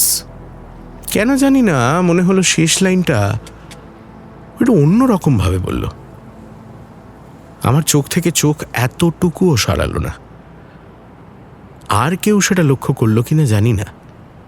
টাইটানিকের গল্পটা বলার জন্যে অদিতি চন্দ্রেশ্বরকে তাগাদা করলো। চন্দ্রেশ্বর কয়েকবার জাবর কেটে বলতে শুরু করলো। ইয়ারটা ছিল 1912, 14 এপ্রিল। সেদিন রাতে নিউফাউল্যান্ডের কাছে একটা আইসবার্গের সঙ্গে টাইটানিকের কালিশন হয়। ওই অ্যাক্সিডেন্টে পরদিন ভোরবেলা টাইটানিক ডুবে যায়। তার সঙ্গে সঙ্গে প্যাসেঞ্জার আর ক্রু মিলিয়ে মোট 1513 জন মানুষ ডুবে মারা যায়। তারপর থেকে নর্থ আটলান্টিকের শিপিং লেনের আইসবার্গ ডেজার্ট জোনগুলোতে ইন্টারন্যাশনাল আইস পেট্রোল চালু করা হয়। পেট্রোল ভেসেল থেকে অন্যান্য জাহাজে রেডিও মেসেজ পাঠিয়ে বিপজ্জনক আইসবার্গ আর প্যাক আইসের খবর জানানো হয়। তাতে টাইটানিকের মতো ট্র্যাজিক অ্যাক্সিডেন্টের পাবলিসিটি অনেক কমে গেছে। আচ্ছা দাদা, টাইটানিককে ক বছর আগে স্যালভেজ করা হয়েছে না? 1985 থেকে তো স্যালভেজের কাজ শুরু হয়। সেই বছর অ্যালভিন ব্যাথোস্ফিয়ার ব্যবহার করে টাইটানিকের বয়লারের কিছু অংশ উদ্ধার করা গিয়েছিল। তারপরে বোধহয় 1987-এ সে প্রায় 150টা জিনিস টাইটানিক থেকে তুলে আনা হয়। নাও এবার টাইটানিকের গল্প ছেড়ে বডি তোলো, বাইরে গিয়ে বরফ সরানোর কাজ শুরু করতে হবে। চলো চলো চলো চলো। আর 2-1 দিনের মধ্যেই আমরা আন্টার্কটিকা ছেড়ে চলে যাব। তো স্মৃতি হিসেবে এখান থেকে বরফ ছাড়া আর কিছুই নিয়ে যাওয়ার উপায় নেই। তাও আবার যাওয়ার পথে গলে জল হয়ে যাবে। আর নিয়ে যাওয়া যেত পেঙ্গুইন। আমার দিদির ছেলেটা বারবার করে বলে দিয়েছে, মাসি একটা বাচ্চা পেঙ্গুইন তোমাকে নিয়ে আসতেই হবে, কোনো কথা শুনবো না। কিন্তু কিন্তু তার তো কোনো উপায় নেই। পেঙ্গুইন অ্যান্টার্কটিকার বাইরে সহজে বাঁচে না। কেন? 1 নম্বর কারণ হলো ওরা ভীষণ ঠান্ডা ছাড়া থাকতে পারে না। আর 2 নম্বর হলো এই বিশুদ্ধ পরিবেশে থেকে ওরা এমন হ্যাবিচুয়েটেড হয়ে গেছে, ওদের রোগ জীবাণু প্রতিশোধের ক্ষমতা প্রায় নেই বললেই চলে। ফলে এই অঞ্চলের বাইরে গেলেই ওরা রোগ জীবাণুর আক্রমণে মারা পড়ে। এক কথায় বাঁচিয়ে নিয়ে যাওয়া প্র্যাকটিক্যালি ইম্পসিবল। তাই ভাবছি কি নিয়ে যাব। শেষ পর্যন্ত দেখা যাবে হয়তো ওই জলই নিয়ে যেতে হবে। এই জল জল করেই না আমাদের মাথাটাও একেবারে জল হয়ে যাবে। হ্যাঁ, সেটা ভুল বলনি। সরকারের লক্ষ লক্ষ টাকা খরচ করে আমরা এই অভিযানে এসেছি জাস্ট একটু জলের জন্য। সুজাতা আমার দিকে আর চোখে তাকিয়ে হাসলো। বাইরে বেরিয়ে প্রথমে শুরু হলো তুষার ঝড়ের বরফ সরানোর কাজ। বেলচা, গাঁইতি, কোদাল যা পারলাম কাজে লাগালাম। অতিরিক্ত পরিশ্রমে জ্যাকেটের ভেতরে জামা ঘেমে যেতে লাগলো। তখন আমরা ক্যাম্পে ফিরে গিয়ে আগে জামা শুকিয়ে নিতে লাগলাম, নইলে ঘামে ভেজা জামা জমে শক্ত হয়ে যাবে। আমার নাক দিয়ে সর্দি গড়িয়ে পড়ছিল। গ্লাভসের পিঠ দিয়ে নাক মুছতে গিয়ে টের পেলাম গোঁফের কাজটা জ্বালা করছে। কনকনে ঠান্ডায় হাতের আঙুল অসাড় হয়ে আসছিল। তখন ক্যাম্পে ঢুকে গ্লাভস খুলে হাতে হাত ঘষছি। আঙুল বারবার মুঠো করে আর খুলে জমাট ভাবটা কাটিয়েছি। প্রায় 2 ঘন্টা অমানুষিক খাটুনির পর ক্যাম্প, ড্রিল হাউস আর অদিতির তাঁবু থেকে বরফ সরিয়ে ঠিকঠাক করা হলো। তখন আমি বললাম, উফ বাবারে, এবার একমাক করে গরম গরম চিকেন স্যুপ না হলে চলছে না। স্যুপ খেয়ে তারপর ড্রিল চালু করবো। আমি কিচেনে গিয়ে গ্যাস জ্বালছি, আপনি বরং স্টোর থেকে স্যুপের ক্যান নিয়ে আসুন। ঠিক আছে, নিয়ে আসছি বলে আমি স্টোরের দিকে পা বাড়ালাম। আমাদের স্টোর আর রান্নাঘরের 2টো করে দরজা, একটা বাইরের দিকে আর একটা ক্যাম্পের ভেতরের দিকে। রান্নাঘরের বাইরের দরজাটা বেশিরভাগ সময় বন্ধ থাকে, শুধু বাসনপত্র ধোয়ার সময় খোলা হয়। তবে স্টোরের বাইরের দরজাটা আমরা ব্যবহার করি বেশি। এখানে চুরি টুরির কোনো ভয় নেই বলে দরজাগুলো স্রেফ শেকল দিয়ে আটকানো থাকে। বাইরের দরজার শেকল খুলে আমি স্টোরে ঢুকলাম। বেশ বড় মাপের স্টোর রুম, মালপত্রে বোঝাই। আমরা এই ক্যাম্প ছেড়ে চলে গেলে পরের অভিযাত্রী দল এখানে আসবে। এখন অ্যান্টার্কটিকার বেশিরভাগ ক্যাম্পই একাধিক টিম ব্যবহার করে, গ্রীষ্মের টিম আর শীতের টিম। তবে যে ক্যাম্পকে বাতিল করে দেওয়া হয় সেটা ভুতুড়ে বাড়ির মতো পড়েই থাকে। তুষার ঝড়ের প্রবল ঝাপটার সঙ্গে মোকাবিলা করে যে কদিন পারে টিকে থাকে। আমাদের ক্যাম্পে শীতের দল আসবে, তারপর আবার গ্রীষ্মের দল। আপাতত সেরকমই ঠিক আছে। সুইচ টিপে স্টোর রুমের আলো জ্বালালাম। একদিকে দেওয়াল ঘেঁষে খাবারের ক্রেট, টিন আর প্যাকিং বাক্স, প্রায় ঘরের চাল পর্যন্ত উঁচু হয়ে আছে। লোড করা একটা ফুল পাঞ্জাব লরির মতো দেখতে। আর তার ঠিক বিপরীত দিকে নানান যন্ত্রপাতি, spare, engine generator set, transformer, transmitter, শাবল, গাঁইতি, আইস অ্যাক্স, সিনথেটিক দড়ি, তাঁবু, পোশাক আশাক, 3টে স্নোমোবিল গাড়ি, আরও কত কি। আমি খাবারের স্টোরের কাছে গেলাম, চিকেন স্যুপের কৌটোগুলো খুঁজতে লাগলাম। হঠাৎই দেখি নিচের দিকে অনেকগুলো বাক্স একটু অগোছালো এবং বিপজ্জনকভাবে বাইরে বেরিয়ে আছে। গতকালও তো এরকম অগোছালো ছিল না। তাছাড়া খাবারের বাক্সগুলো একটু যেন অন্যরকমভাবে সাজানো। মনে হলো ওগুলো ঠিক করে না সাজালে পড়ে যেতে পারে। দলের প্রত্যেকেই জানে আমি একটু খুঁতখুঁতে মানুষ, সব কিছু সাজিয়ে গুছিয়ে রাখতে ভালোবাসি। তাই ওরা সকলেই গুছিয়ে কাজ করার অভ্যেস করে নিয়েছে। কিন্তু তাহলে এই ব্যাপারটা কেমন করে হলো? স্বভাব যায় না মোলে। তাই বাক্সগুলোর কাছে গিয়ে ঝুঁকে পড়ে সেগুলোকে টেনে টুনে ঠিক করে সাজাতে চাইলাম, আর ঠিক তখনই দুর্ঘটনাটা ঘটে গেল। এক গাদা টিন, ক্রেট আর প্যাকিং বাক্স হুড়মুড় করে পড়তে লাগলো আমার গায়ে। ভাগ্যিস নিচের বাক্সগুলো টাল খেয়ে যাওয়ার ব্যাপারটা আমি এক পলক আগে টের পেয়েছিলাম, তাই সঙ্গে সঙ্গে ঝাঁপিয়ে পড়েছি 5 হাত দূরে কাঠের মেঝেতে। কিন্তু তা সত্ত্বেও পুরোপুরি আঘাত এড়াতে পারলাম না। একটা ভারী ক্রেট ডান কাঁধের ওপরে এসে পড়ল। বেশ কয়েকটা টিনের বাক্স খসে পড়ল মাথায়। মাথার উপর একটা জায়গা ব্যথায় টনটন করতে লাগলো। সেই সঙ্গে জ্বালাও টের পেলাম। বোধহয় মাথাটা ফেটে গেছে। শব্দ শুনে অদিতি ছুটে এলো রান্নাঘর থেকে। ওর পেছন পেছন এলো চন্দ্রেশ্বর, রোহিত আর সুজাতা। কি হয়েছে সূর্যদা? আরে দাদা, কি হলো? ততক্ষণে অদিতি আমার কাছে এসে বেশ দুশ্চিন্তার গলায় জানতে চাইল, হে বাবা, কোথাও কোথাও লাগেনি তো? দেখি দেখি। Let me have a look boss. দেখি সূর্যদা, কোথায় লেগেছে আপনার? মাথাটা একবার দেখি। শেষ পর্যন্ত সুজাতা আর চন্দ্রেশ্বর মিলে আমার প্রাথমিক চিকিৎসা করলো। আমি হতভম্ব ভাবটা কাটাতে একটা চেয়ারে গা এলিয়ে বসলাম। তারপর ঠান্ডা মাথায় বুঝতে চেষ্টা করলাম ব্যাপারটা ঠিক কি হলো। উফ, আপনার একটা বিরাট ফাঁড়া কেটে গেছে, আর একটু হলেই বিচ্ছিরি রকম একটা অ্যাক্সিডেন্ট হতো। অ্যাক্সিডেন্ট? অদিতি, তুমি কি সত্যি সত্যি এতটা বোকা? এটা অ্যাক্সিডেন্ট নয়। আমাদের কাউকে খুন করার চেষ্টা, সেই জন্যই খুনি ওরকম ফাঁদ পেতেছিল। নিচের দিকে খাবার দাবারের খালি টিন আর খালি বাক্সগুলো রেখে তার ওপরে ভর্তি ভারী বাক্সগুলো চাপিয়ে দিয়েছিল। এইভাবে একটা মারণ ফাঁদ পেতেছিল সে। কিন্তু আমার প্রশ্ন হচ্ছে, আমাদের নজর এড়িয়ে এতগুলো বাক্স কি খুনির পক্ষে নাড়াচাড়া করা সম্ভব? তাই যদি হয় তাহলে খুনির গায়ে তো অনেক জোর থাকতে হবে এবং হাতে অনেকটা সময়। হতে পারে সূর্যদা। কাল রাতে এই 2:30-3টে নাগাদ আমি স্টোর রুম থেকে শব্দ পেয়েছিলাম। ভাবলাম বোধহয় আমাদেরই কেউ স্টোর রুমে স্লিপিং ব্যাগের খোঁজে গেছে, তাই আর উঠে দেখিনি আমি। কিন্তু ওরা আমাকে এসব কথা আগে বলেনি কেন কে জানে। আমার আঘাত সেরকম গুরুতর কিছু নয়, কিন্তু খুনির সাহস আর স্পর্ধা দেখে আমি স্তম্ভিত হয়ে গেছি। এখানে আর কি কি অপেক্ষা করে রয়েছে আমাদের জন্য? তখনও জানতাম না এই প্রশ্নের উত্তর কতটা ভয়ঙ্কর হতে চলেছে।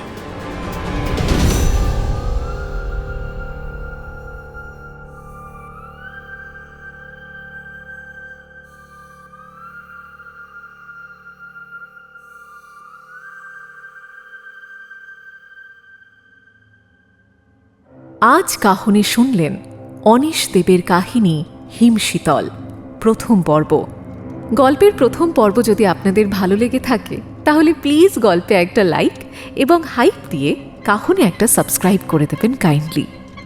অন্তিম পর্বের ডিটেলস পাবেন ডেসক্রিপশনের শুরুতে এবং পিন্ড কমেন্টে। প্রথম পর্ব কেমন লাগলো কমেন্টে অবশ্যই জানাবেন, কিন্তু আপনাদের কমেন্টের অপেক্ষায় থাকবো আমরা। সাহিত্য দীর্ঘজীবী হোক।